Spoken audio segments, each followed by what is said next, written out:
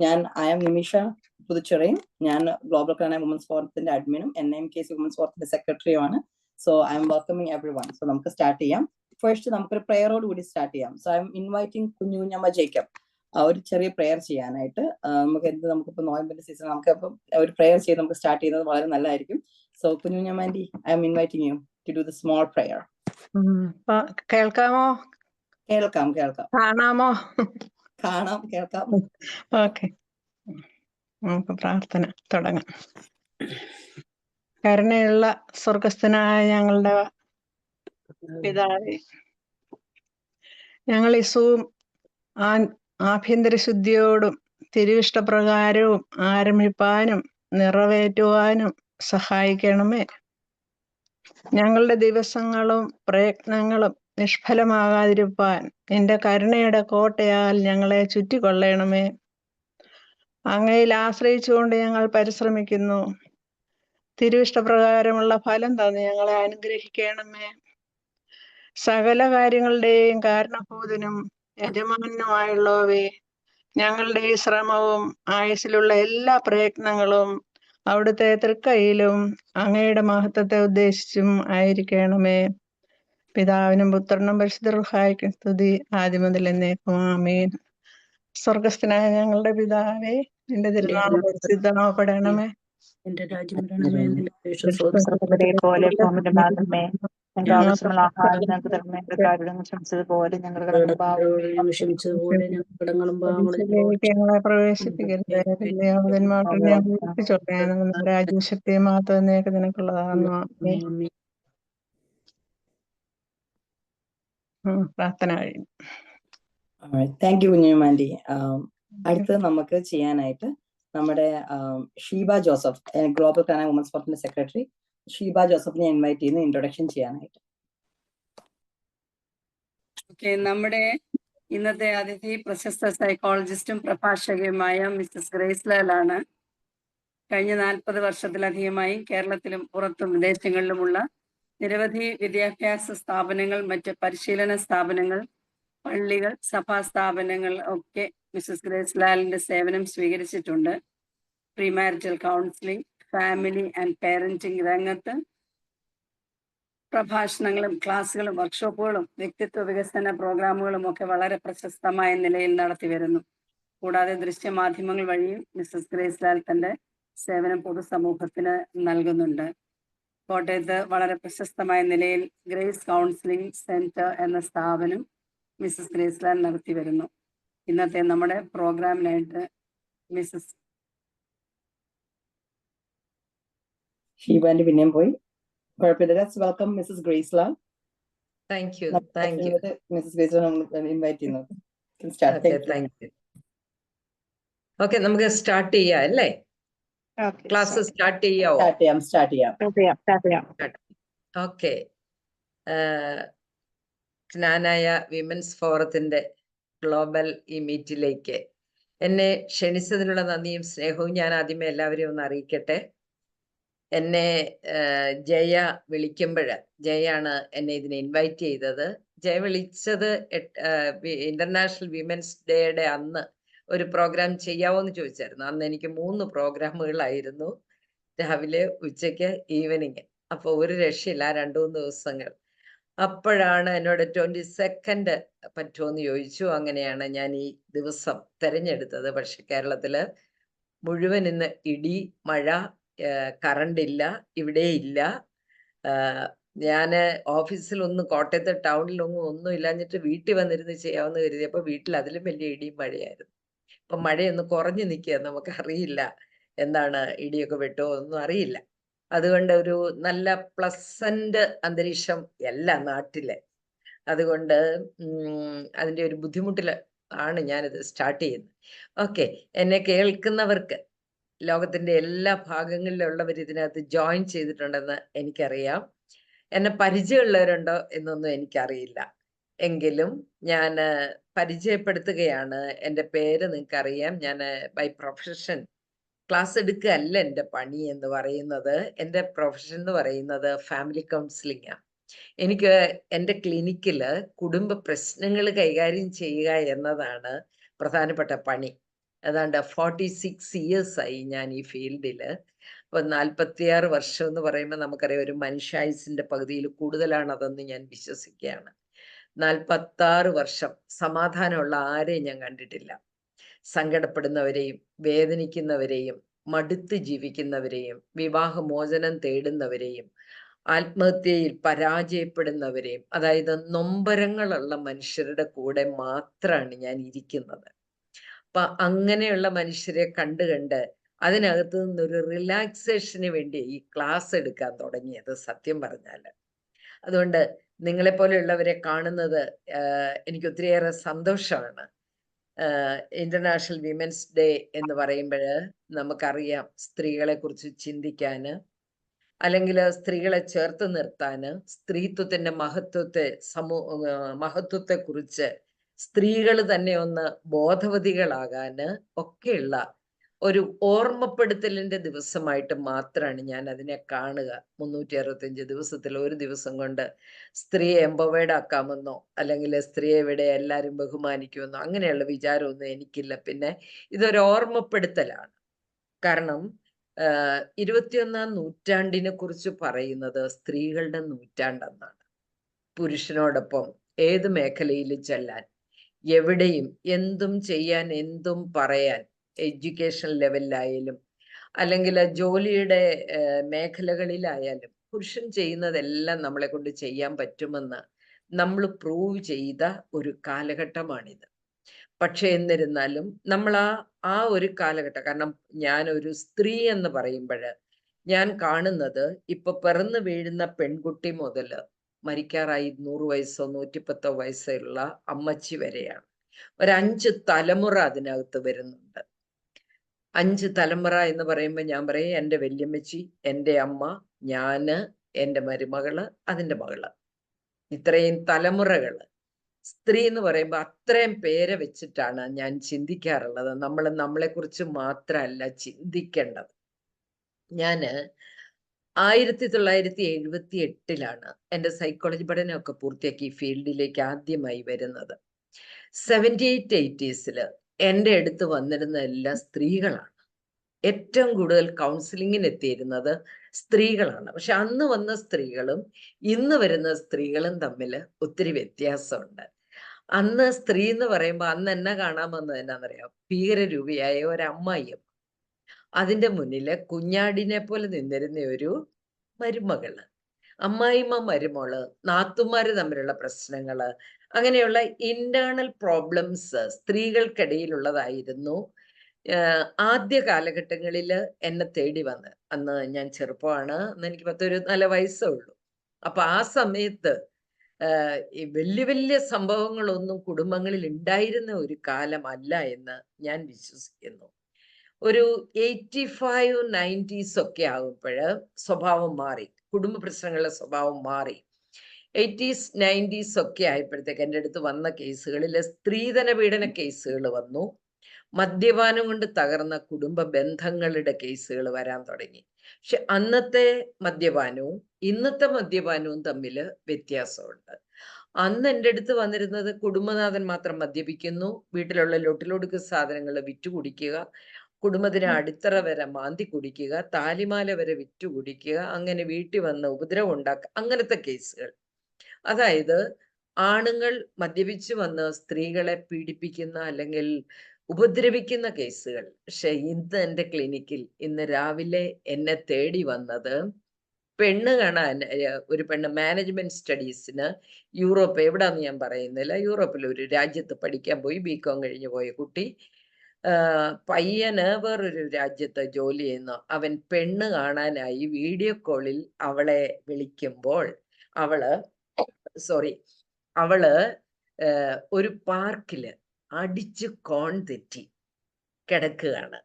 യൂറോപ്പില് ഒരു സ്ഥലത്ത് ഒരു പാർക്കില് നല്ല ഫിറ്റായിട്ട് ഒരു പാർക്കിലെ ബെഞ്ചിൽ കിടക്കുകയാണ്. ചെറുക്കൻ പെണ്ണ് കാണുക. അപ്പൊ അവന് ഇഷ്ടപ്പെട്ടു, അവന് കമ്പനി കിട്ടുമെന്നാണ് അവൻ ആദ്യം വിചാരിച്ചത്. ഇന്ന് വന്ന കേസാണ്. അതൊരു ഒത്തിരി പറയാനുള്ളത്, എനിക്ക് അങ്ങനെ വെളിപ്പെടുത്താൻ പറ്റിയല്ല. പക്ഷെ ഞാൻ പറഞ്ഞത്, പണ്ട് കുടുംബനാഥൻ വന്ന് ഭാര്യയെ തല്ലുന്ന കേസൊന്നും അല്ല ഇന്ന് വരുന്നത്. ഇന്ന് എനിക്ക് വരുന്നത് പുരുഷനേക്കാൾ ഏറെ മദ്യപിക്കുന്ന, പുരുഷനോടൊപ്പം മദ്യപിക്കുന്ന, ബാറുകളിൽ പോകുന്ന, പബ്ബുകളിൽ പോകുന്ന, അല്ലെങ്കിൽ വീട്ടിലാണെങ്കിലും. പക്ഷെ സ്ത്രീകൾക്ക് ഏറ്റവും കൂടുതൽ വോഡ്ക ഇഷ്ടം. അങ്ങനെ വോഡ്ക ഉപയോഗിക്കുന്ന സ്ത്രീകളുടെ കേസുകൾ ഞാനിപ്പോൾ ധാരാളം ചെയ്യുകയാണ്. അതേപോലെ തന്നെ സ്ത്രീധന പീഡനം എന്നൊക്കെ പറഞ്ഞ് ഒരു കാലത്ത് വന്നിരിക്കുന്ന കേസുകളൊക്കെ പാവപ്പെട്ട പെൺകുട്ടികളുടെ പ്രശ്നങ്ങളാണ്. പാവപ്പെട്ട പെൺകുട്ടികൾ എന്ന് പറഞ്ഞാൽ ഒരു 5000 രൂപയ്ക്ക് വേണ്ടി അല്ലെങ്കിൽ 5-10 പവന് വേണ്ടിയൊക്കെയുള്ള കേസുകൾ. ആ സമയത്ത് എനിക്ക് തോന്നിയിട്ടുണ്ട് മനുഷ്യന്റെ പ്രശ്നം എന്ന് പറയുന്നത് ദാരിദ്ര്യമാണ്, പട്ടിണിയാണ്, ഇല്ലായ്മയാണ്. പക്ഷെ ഇപ്പൊ എനിക്ക് അങ്ങനെ ഒരു തോന്നലില്ല. ഇപ്പൊ എനിക്ക് തോന്നുന്നത് എന്നാന്നറിയാം, നമ്മുടെയൊക്കെ പ്രശ്നം ധാരാളിത്തം, അബൻഡൻസ് ആണ്. അതിന്റെ പേരില്, കോടികളുടെ പേരില്, ലക്ഷങ്ങളുടെ പേരില് അങ്ങനത്തെ കേസുകളാണ്. ഇപ്പൊ ഞാൻ ചെയ്യുന്ന ഒരു കേസ് 2.5 കിലോ സ്വർണം, 50 ലക്ഷത്തിന്റെ ഡയമണ്ട്, പിന്നെ ഒരു BMW കാറ്, പിന്നെ ഒരു സെക്കൻഡ് വെഹിക്കിൾ, അത് കിയയുടെ ഒരു വണ്ടി, പിന്നെ നെല്ലിയാമ്പതിയിൽ 100 ഏക്കർ തോട്ടം. ഇങ്ങനത്തെ കേസുകളാണ് എനിക്കിപ്പോ വരുന്നത്, അതായത് ധാരാളിത്തത്തിന്റെ പേരിൽ. ആ കേസ് ഞാൻ ചെയ്തപ്പോ ആ കുട്ടി എന്നോട് പറഞ്ഞു, ഞാൻ രാജകുമാരിയെ പോലെയാണ് എൻ്റെ വീട്ടിൽ ജീവിച്ചത്. ഞാൻ ചോദിച്ചു അതെങ്ങനെയാണ്? അടുക്കള ഞാൻ കണ്ടിട്ടില്ല, ഡൈനിങ് ടേബിളിൽ എനിക്കിഷ്ടമുള്ള ഫുഡ് ജോലിക്കാർ വെക്കും, അല്ലെ അമ്മ വെക്കും, അതൊക്കെ കഴിച്ച് ഞാൻ വളർന്നതാ. അതുകൊണ്ട് വേറൊരു വീട്ടിലെ അടുക്കള പണിക്കോ അവന് ഫുഡ് ഉണ്ടാക്കി കൊടുക്കാനോ അല്ല ഇത്രയും കൊടുത്ത് എന്നെ കെട്ടിച്ചത്. അവന് ഞാൻ തന്നെ ചായ ഇടണമെങ്കിൽ അവന് വേറെ പെണ്ണ് കെട്ടിക്കോണം, എന്നെ കിട്ടത്തില്ല. അതായത് ഇങ്ങനെയാണ് ഇപ്പോഴത്തെ പിള്ളേര് ചിന്തിക്കുന്നത്, പഴയ പോലെ അല്ല. അങ്ങനെ ധാരാളിത്തത്തിന്റെ പേരിലുള്ള കേസുകൾ ഒത്തിരി വരുന്നുണ്ട്. പിന്നെ എന്താ പറയാ, 90കളില് കുറെ പ്രേമ വിവാഹങ്ങള്, അവയുടെ പരാജയങ്ങള്, വല്ലപ്പോഴും ചില ഇന്റർകാസ്റ്റ് മാരേജസ് ഒക്കെ വന്നിട്ടുണ്ട്. പണ്ട് പ്രേമം പാവമായിരുന്നു. പക്ഷെ ഇന്ന് എനിക്ക് ജാതി പ്രശ്നമല്ല, മതം പ്രശ്നമല്ല, വിശ്വാസം പ്രശ്നമല്ല. നമ്മുടെ കുട്ടികൾ, എനിക്കറിയില്ല, പെൺകുട്ടികൾ പ്രത്യേകിച്ച് കണ്ണി കാണുന്നവനെ വിളിച്ചോണ്ട് വന്ന് കുടുംബജീവിതം തുടങ്ങുന്ന ഒരു രീതിയിലേക്ക് പോവുക. എന്നെ കേൾക്കുന്ന അമ്മമാര് മനസ്സിൽ ഒന്ന് ചിന്തിക്കാൻ വേണ്ടിയാണ്, നമ്മുടെ മക്കൾ എന്തേ ഇങ്ങനെയൊക്കെ പോകുന്നു, ഇതിൽ നമുക്ക് വല്ല പങ്കും ഉണ്ടോ എന്നൊന്ന് ചിന്തിക്കാൻ വേണ്ടി ഞാൻ പറയുകയാണ്. നിങ്ങൾക്കറിയാം, ഇന്ന് ക്രിമിനലിസം കൂടുന്നു. കൊല്ലാൻ മടിയില്ല, ചാവാൻ മടിയില്ല. സ്വന്തം കുഞ്ഞുങ്ങളെയും കൊണ്ട് റെയിൽപാളത്തില് ട്രെയിനിന്റെ മുന്നിൽ ചാടി ചാവാനായിട്ട്, ഒരാൾ ചത്തു കഴിഞ്ഞാൽ പിന്നെ അതിന്റെ പുറകെ പല ന്യൂസാണ് ഇപ്പൊ വരുന്നത്. പലരും ഇപ്പൊ കണ്ടുപിടിച്ചു. ഇപ്പൊ ഈ ഷൈനി മരിച്ചതിന് ശേഷം ഒരു 3 കേസോളം അതേ വഴിയിൽ തന്നെ പോകുന്നു. അപ്പൊ ഈ സോഷ്യൽ മീഡിയയിലൂടെ ഇങ്ങനെയൊക്കെ വരുമ്പോൾ അതൊരു പ്രചോദനമായി മാറുന്നു എന്ന് ഞാൻ പലപ്പോഴും ചിന്തിച്ചു പോവുകയാണ്. അതായത് ജീവിക്കാനുള്ള ആഗ്രഹത്തെക്കാളേറെ ജീവിതം നശിപ്പിക്കാനുള്ള ആഗ്രഹം പുതിയ ഒരു നമ്മുടെ കുടുംബങ്ങളിൽ അങ്ങനെ ഒരു കാഴ്ചപ്പാട് വളർന്നു വരുന്നുവെന്ന് എനിക്ക് തോന്നുന്നു. എന്താണ് ഇതിന്റെ കാരണമെന്ന് ഞാൻ ചിന്തിക്കാറുണ്ട്. അപ്പോൾ ഞങ്ങളെപ്പോലുള്ളവരിപ്പം ഈ ഒരു കാലഘട്ടത്തില് സൈക്കോളജിസ്റ്റുകളുടെ ഒരു ചിന്തയില് കൊറോണയ്ക്ക് ശേഷം മനുഷ്യനില് ഡിപ്രഷൻ വളരെ കൂടി എന്ന് ഒരു ചിന്താഗതിയുണ്ട്. കാരണം എനിക്കറിയാം, കൊറോണയുടെ സമയത്തിന് ശേഷം എനിക്ക് വന്ന കേസുകളിൽ തന്നെ എല്ലാവരും എൻ്റെ അടുത്ത് ഉപയോഗിച്ച ഒരു വേർഡാണ് ഡിപ്രഷൻ. ഇപ്പോഴും വരുന്ന പലരും എന്നോട് പറയും എനിക്ക് ഡിപ്രഷനാണ്. പിള്ളേർ തൊട്ട് സ്ത്രീകൾ തൊട്ട് പലരും പറയുകയാണ്. അപ്പൊ ഈ കൊറോണയ്ക്ക് ശേഷം മനുഷ്യന്റെ മനസ്സിൽ ഒരു മാറ്റങ്ങൾ വന്നിട്ടുണ്ട് എന്ന് ഞങ്ങളെപ്പോലെയുള്ളവർ ചിന്തിക്കുന്നുണ്ട്. അതൊരു കാരണം, അതവിടെ നിൽക്കട്ടെ. പക്ഷേ അതിനേക്കാൾ ഉപരിയായിട്ട് എനിക്ക് തോന്നാറുള്ളത്, നമ്മുടെ വ്യവസ്ഥിതികൾ മാറി, കുടുംബ വ്യവസ്ഥിതികൾ മാറി. നമുക്ക് ഒരു സമയത്ത് ഒരു കാലത്ത് ഒരു ജോയിന്റ് ഫാമിലി സിസ്റ്റം ഉണ്ടായിരുന്നു. അതായത് വല്യപ്പൻ, വല്യമ്മ, ചിറ്റപ്പന്മാര്, ആന്റിമാര് എല്ലാവരും കൂടി മക്കളെ വളർത്തിയിരുന്ന, പരിശീലിപ്പിച്ചിരുന്ന ഒരു കാലം, അല്ലെങ്കിൽ കുടുംബം ഒരു പരിശീലന വേദിയായിരുന്ന കാലം. അത് പോയി. എൻ്റെ ഭർത്താവ്, എൻ്റെ മക്കള്, ആദ്യകാലത്ത് നമ്മള് 3 കുട്ടികൾ എന്നൊരു തീരുമാനം. പിന്നെ അത് പോയി നമ്മൾ 2, നമുക്ക് 2ആയി. പിന്നെ അത് പോയി നാം 1, നമുക്കൊന്നായി. അതും പോയി. ഇപ്പം കുട്ടി വേണ്ട, പട്ടി മതി എന്നായി. എനിക്ക് വരുന്ന കേസുകളില് മനുഷ്യന്മാരെക്കാളേറെ ഇതുപോലെയുള്ള പെറ്റെന്നാണ് പറയുന്നത്. ഇപ്പൊ ഒരു കൊച്ചിനെ വളർത്തിയിട്ട് ആ കൊച്ചിന് കൂട്ട് കൊടുക്കാൻ പെറ്റിനെ കൊടുക്കും. അതൊരു എല്ലാ രാജ്യത്തും ഉണ്ട് കേട്ടോ. അത് അമേരിക്കയിലും ഉണ്ട്, യൂറോപ്പിലും ഉണ്ട്, ഇന്ത്യയിലും ഉണ്ട്, കേരളത്തിലും ഉണ്ട്, എല്ലായിടത്തും ഉണ്ട്. അപ്പൊ ഈ പെറ്റും ആ കൊച്ചും തമ്മിലുള്ള കമ്മ്യൂണിക്കേഷൻ ഈ കഴിഞ്ഞ കുറച്ച് നാളുകൾക്ക് മുമ്പ് ഒരു മാസത്തിന് മുമ്പ് എനിക്ക് അങ്ങനെ ഒരു കേസ് വന്നു. ഒരു പയ്യനേ ഉള്ളൂ. അപ്പൊ അവന് കൂട്ടുകൊടുത്തത് ഒരു പട്ടിയാണ്. അവനും ആ പട്ടിയും കൂടെ ഒരുമിച്ച് ഉറങ്ങുന്നു, ഒരു മുറിയിൽ ഉറങ്ങുന്നു, ഒരുമിച്ച് ആഹാരം കഴിക്കുന്നു, അവരൊരുമിച്ച് നടക്കാൻ പോകുന്നു.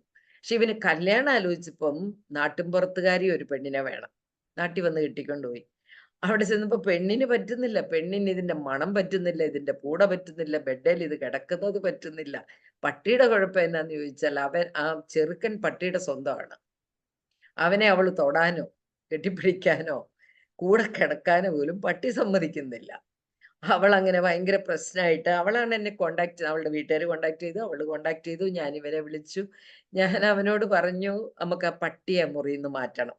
ആദ്യമേ നമുക്ക് ചെയ്യേണ്ടത് ഒരു പട്ടിക്കൂട് ഉണ്ടാക്കി അവനെ നമുക്ക് സേഫ് ആയിട്ട് നല്ലൊരു സ്ഥലത്തേക്ക് മാറ്റി ആ റൂമൊക്കെ ഒന്ന് വൃത്തിയാക്കി പൂടയെല്ലാം മാറ്റി അവളെ നീ ഒന്ന് സ്നേഹിക്കാൻ. അത് കഴിഞ്ഞ് അവനത് സമ്മതിച്ചു. സെക്കൻഡ് സെഷൻ കഴിഞ്ഞു. തേർഡ് സെഷനിൽ അവൻ എന്നോട് പറഞ്ഞു, എൻ്റെ പട്ടിയെ ഞാൻ സൈക്യാട്രിസ്റ്റിനെ കാണിച്ചുകൊണ്ടിരിക്കുകയാണ്, അവന് ഡിപ്രഷനാണ്. എൻ്റെ പട്ടിക്ക് ഞാൻ മരുന്ന് കൊടുത്തോണ്ടിരിക്കുകയാണ്. അപ്പൊ ഞാൻ പറഞ്ഞു, അത് നന്നായി, പട്ടിക്ക് കൊടുക്കുക, അല്ലെങ്കിൽ ഇപ്പൊ അവള് കഴിക്കേണ്ടി വന്നേനെ, ഇവ രണ്ടിൽ ആരെങ്കിലും ഒരാൾ കഴിച്ചു നന്നാവട്ടെ എന്ന് പറഞ്ഞു. അപ്പൊ ഞാൻ പറഞ്ഞത് ആ ഒരു കുടുംബ വ്യവസ്ഥിതിയുടെ മാറ്റമാണ്. കഴിഞ്ഞ ദിവസം ഒരു പെൺകുട്ടി, അത് കേരളത്തിലാണ് കേട്ടോ, ഒരു ഡോക്ടർ ആണ്, അവൾ എന്നോട് പറഞ്ഞു, ഞാനും എൻ്റെ ലിയോയും ചേരുന്നതാണ് എൻ്റെ ഫാമിലി. ലിയോ എന്ന് പറയുന്നത് അവളുടെ പട്ടിയാണ്. അവനെ വിട്ടൊരു കളിയില്ല, അതുകൊണ്ട് അവനും ഞാനും കൂടെ ചേരുന്നതാണ് എൻ്റെ ഫാമിലി. അതായത് ഞാൻ പറഞ്ഞതിൻ്റെ ആ ഒരു പൊരുളെന്ന് പറയുന്നത് ആ ഫാമിലി സിസ്റ്റത്തിൽ വന്ന മാറ്റങ്ങൾ ആ മനുഷ്യന്റെ ജീവന് വലിയ വിലയൊന്നുമില്ല, അല്ലെ മനുഷ്യനേക്കാൾ കൂടുതൽ പെറ്റിനെ സ്നേഹിക്കുന്ന ആ ഒരു ലെവലിലേക്ക് വന്നു. ഇനി ചെറിയ കുടുംബങ്ങളായി നമ്മുടെ കുടുംബങ്ങൾ വിഭജിക്കപ്പെട്ടപ്പോൾ നമ്മൾ വിചാരിച്ചു സമാധാനം ഉണ്ടാവും, ഉണ്ടാകുന്ന പിള്ളേർക്ക് നല്ല എഡ്യൂക്കേഷൻ കൊടുക്കാം, അവരെ നന്നായി വളർത്താം, അവർക്ക് നല്ല ഫുഡ് കൊടുക്കാം, നല്ല വീട് വെക്കാം, നല്ല കാറ് വാങ്ങാം. ഇതിൽ നമ്മൾ വിജയിച്ചു, ശരിക്കും നമ്മൾ വിജയിച്ചു. കേരളം മുഴുവൻ, അല്ലെങ്കിൽ ഞാൻ ഈ ലോകം മുഴുവൻ യാത്ര ചെയ്യുമ്പോൾ എനിക്ക് തോന്നാറുണ്ട്, നല്ല വീട്ടിലാണ് നമ്മളൊക്കെ കിടക്കുന്നത്, നല്ല കാറിലാണ് നമ്മളൊക്കെ നടക്കുന്നത്, സൗകര്യങ്ങൾ കൂടി. പക്ഷെ നമുക്ക് ഒറ്റ കാര്യമുള്ളൂ, സമാധാനം ഇല്ല. സമാധാനം ഇല്ല. നമ്മളൊക്കെ നന്നായി അഭിനയിക്കാൻ പഠിച്ചു ഈ കൂട്ടത്തില്. അതെ, അഭിനയത്തിന് അവാർഡ് നമുക്ക് വേണമെങ്കിൽ വല്ല ഓസ്കാറൊക്കെ വാങ്ങിക്കാൻ മാത്രം നമ്മള് അഭിനയിക്കാനായിട്ട് പഠിച്ചിരിക്കുക. പുറമെ നമ്മൾ ഇതാരോടും പറയുന്നില്ല എന്നുള്ളതേ ഉള്ളൂ. അപ്പൊ ഈ ഫാമിലി സിസ്റ്റം മാറിയത് അതുപോലെ തന്നെ നമുക്കറിയാം. ടിവിയുടെ അല്ലെങ്കിൽ ആ ഒരു സീരിയലിന്റെ ഒരു ഇൻഫ്ലുവൻസ് ഉണ്ടായിരുന്ന ഒരു സമയം, അത് മാറി കേട്ടോ, ആ കാലം പോയി. ഇപ്പൊ റീൽസും അല്ലെങ്കിൽ കൊറിയൻ സീരീസും അല്ലെ വേറെ ലെവലിലേക്ക് പോയി. ഇപ്പൊ നമ്മുടെ കുട്ടികൾ അല്ലെങ്കിൽ സ്ത്രീകളാണെങ്കിലും കൂടുതലും കാണുന്നത് റീൽസ് കാണുന്നു, സീരീസ് കാണുന്നു, അങ്ങനെയുള്ള ലെവലിലേക്ക് വന്നു. പഴയത് നമ്മുടെ TV സീരിയലിന് അടിമകളായിരുന്നു, അതൊക്കെ മാറിയിട്ടുണ്ട്. പക്ഷെ പുതിയ പുതിയ കണ്ടുപിടുത്തങ്ങളിലൂടെ എങ്ങനെ വന്നാലും കുടുംബങ്ങൾ വളരെയേറെ മാറിക്കഴിഞ്ഞിരിക്കുന്നു എന്ന് ഞാൻ പലപ്പോഴും വേദനയോടെ പറയാൻ ആഗ്രഹിക്കുകയാണ്. കുടുംബ ജീവിതമായാൽ പ്രശ്നങ്ങൾ ഉണ്ടാവും, ഉണ്ടാവില്ല എന്ന് അർത്ഥമില്ല. അഭിപ്രായ വ്യത്യാസങ്ങൾ ഉണ്ടാവും, പൊരുത്തക്കേടുകൾ ഉണ്ടാവും, സംഘർഷങ്ങൾ ഉണ്ടാവും, സംഘടനകൾ ഉണ്ടാവും. പക്ഷെ അത് ഏത് കാലഘട്ടത്തിലും ഉണ്ട്. ഇപ്പൊ നമുക്കറിയാം, നമ്മള് പഴയ സ്ത്രീയുടെ ചരിത്രത്തില്, നമ്മുടെ പഴയ നിയമ ചരിത്രം മുതൽ നമ്മുടെ ബൈബിളിന്റെ പശ്ചാത്തലത്തിലേക്ക് വരുമ്പോൾ നമ്മള് ആ ഉൽപ്പത്തി പുസ്തകത്തിൽ തൊട്ട് നമ്മൾ കാണുന്നുണ്ട് സ്ത്രീക്ക് പ്രശ്നമുണ്ട്. പുരുഷനും സ്ത്രീയുമായി അവരെ സൃഷ്ടിച്ചു, അവരെ ജീവിക്കാൻ പറുദീസായിൽ വിട്ടു, എല്ലാ സൗകര്യങ്ങളും ഉണ്ടായിരുന്നു, ഒന്നിന്റെയും കുറവില്ലായിരുന്നു. പക്ഷെ അവർക്ക് ദൈവത്തെ പോലെ ആകണമെന്നുള്ള ആഗ്രഹം, ആ പൈശാചികമായ ആഗ്രഹം അവരുടെ ഉള്ളിലേക്ക് ഒരു പിശാച് ജനിപ്പിച്ചു കൊടുത്തപ്പോൾ ആ സ്ത്രീയിലൂടെ ആ കുടുംബത്തിന്റെ സമാധാനം നഷ്ടപ്പെട്ടത് നമ്മൾ കാണുന്നുണ്ട്. അതിനുശേഷം ആ പഴയ നിയമത്തിന്റെ ചരിത്രത്തിലൂടെ കാണുമ്പോൾ ശക്തരായ സ്ത്രീകള്, എസ്തർ, യൂദിത്ത്, അങ്ങനെ എലിസബത്ത്, സാറ, നമ്മൾ ഒത്തിരി സ്ത്രീകളെ കാണുന്നുണ്ട്, വളരെ ശക്തരായ സ്ത്രീകള്. പുതിയ നിയമത്തിലേക്ക് വരുമ്പോൾ നമുക്കറിയാം പുതിയ നിയമത്തിന്റെ ചരിത്രം എന്ന് പറയുന്ന ഒരു കുടുംബ ചരിത്രമാണ്. അവിടെ ശക്തയായ ഒരു സ്ത്രീ, ആദ്യത്തെ സ്ത്രീ മൂലം പാപം വന്നെങ്കിൽ രണ്ടാമത്തെ സ്ത്രീ ആ പാപത്തിൽ നിന്ന് സമൂഹത്തെ രക്ഷിക്കാനായി ആ സ്വന്തം ആ ജീവിതം മുഴുവൻ വേദനകളിലൂടെ ഗർഭധാരണം മുതല് കുരിശിൽ കിടന്ന് സ്വന്തം മകൻ പിടഞ്ഞ് മരിക്കുന്നത് വരെ നോക്കി നിന്ന ഒരു ശക്തയായ സ്ത്രീ സഭ നമുക്ക് കാണിച്ചു തരുന്ന അതാണ്. നമ്മുടെ വിവാഹം, നമ്മുടെ കുടുംബം എന്ന് പറയുന്നത് നമ്മുടെ ഇഷ്ടപ്രകാരം നടക്കാറുണ്ട്. പലരും എൻ്റെ അടുത്ത് വന്ന് പറയും, ഞാൻ ഈ പ്രീമാരേജ് കോഴ്സിന് ക്ലാസ് എടുക്കുമ്പോൾ പിള്ളേരോട് ചോദിക്കും എന്തിനാണ് കല്യാണം കഴിക്കുന്നത്.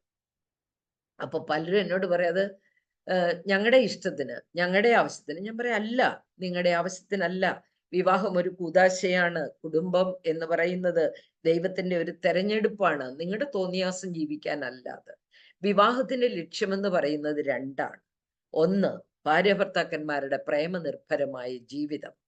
രണ്ട്, ആ ജീവിതത്തിന്റെ ഫലമായി നമുക്ക് ജനിക്കുന്ന മക്കൾ, അവരുടെ നല്ല വളർത്തൽ. അതാണ് വിവാഹത്തിന്റെ ലക്ഷ്യം. അതാണ് ആദ്യ മാതാപിതാക്കളോടും.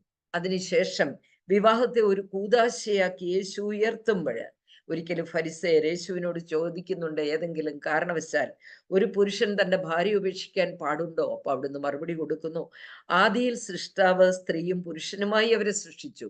തന്നിമിത്തം പുരുഷൻ തന്റെ മാതാപിതാക്കളെ വിട്ട് ഭാര്യയോട് ചേരും, അവരിരുവരും ഒരു ജഡമായിരിക്കും. അതെ, വിവാഹത്തിന്റെ അന്തസത്ത അവിടുന്ന് വ്യക്തമായി പറയുകയാണ്, അവരിരുവരും ഒരു ജഡമായിരിക്കും. അപ്പൊ ആ സ്ത്രീയും പുരുഷനും ഒരുമിച്ച് ചേരുന്ന പാതിയാണ് അവരൊരുമിച്ച് ചേരുമ്പോൾ പൂർണ്ണതയിലേക്ക് വരത്തക്ക രീതിയിൽ ശരീരം പോലും ഡിസൈൻ ചെയ്ത് ലോകത്തിലേക്ക് വിട്ടു.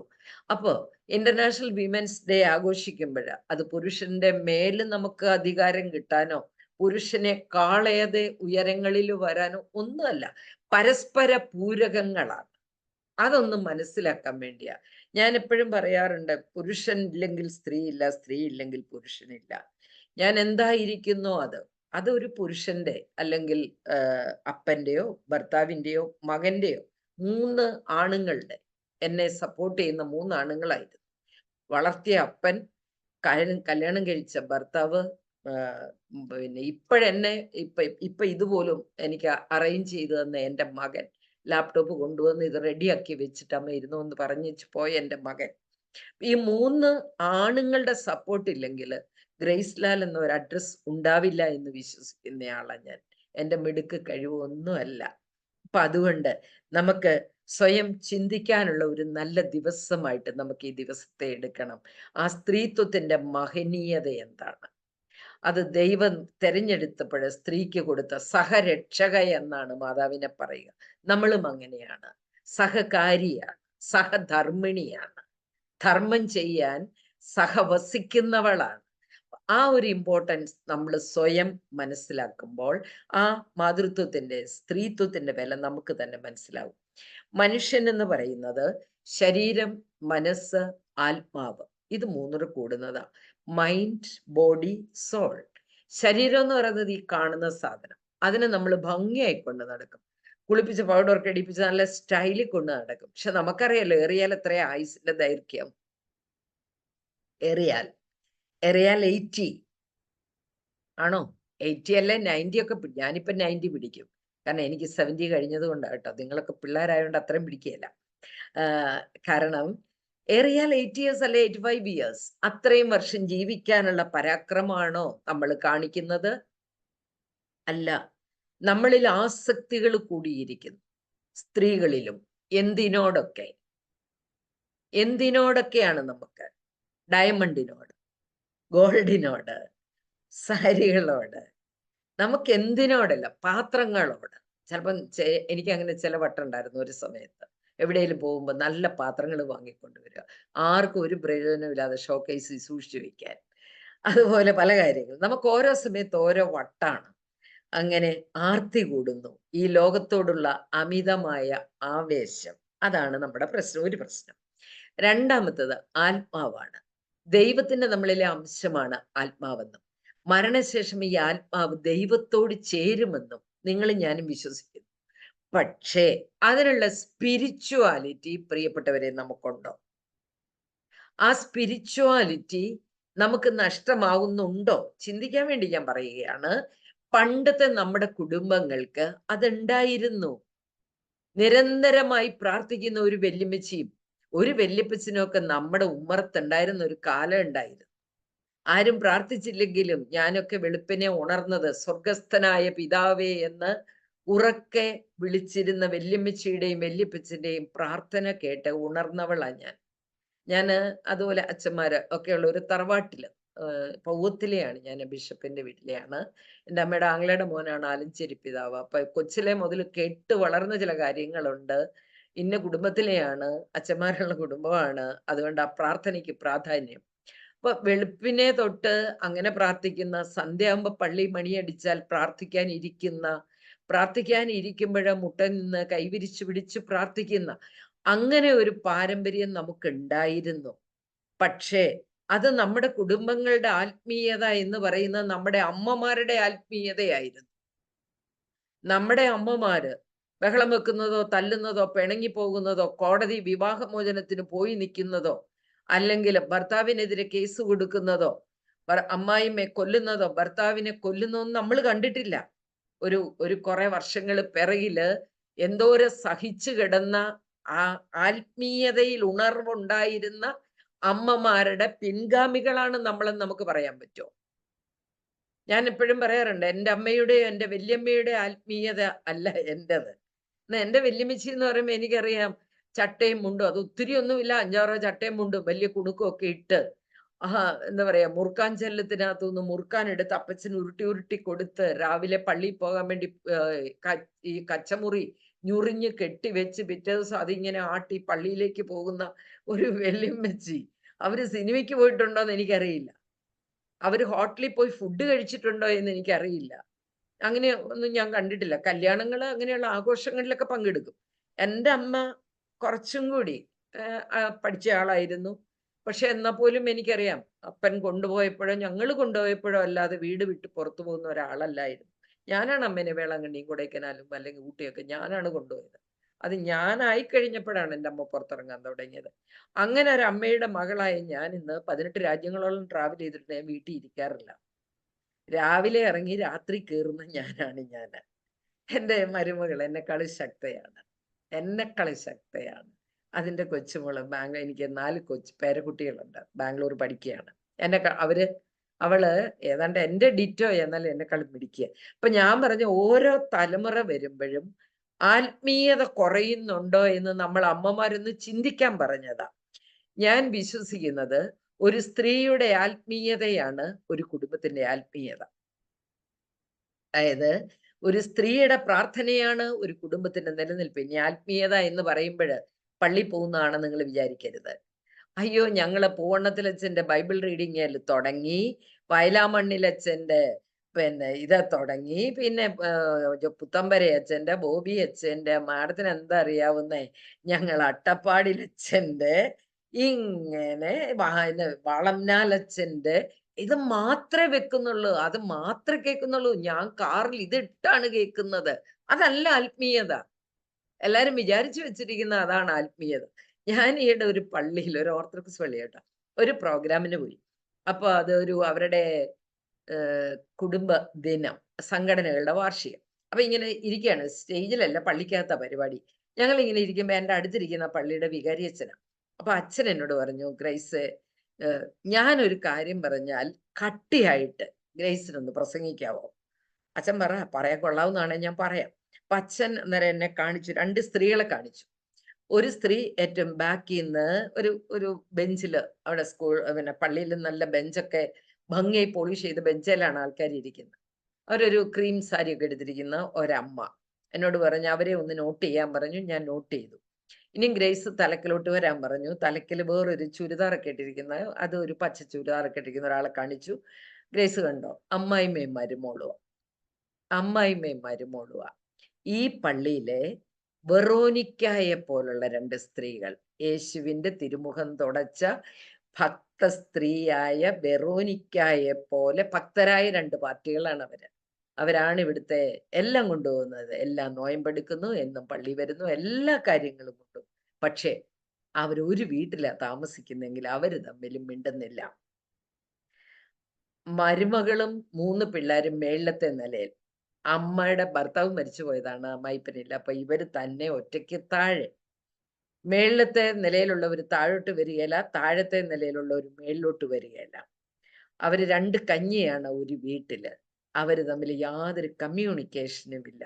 പക്ഷെ പള്ളിയില് എല്ലാ നോയമ്പും എടുക്കുന്നു, എല്ലാ പ്രാർത്ഥനയ്ക്കും കൂടുന്നു, എല്ലാ പ്രസ്ഥാനങ്ങൾക്കും അവരുണ്ട്.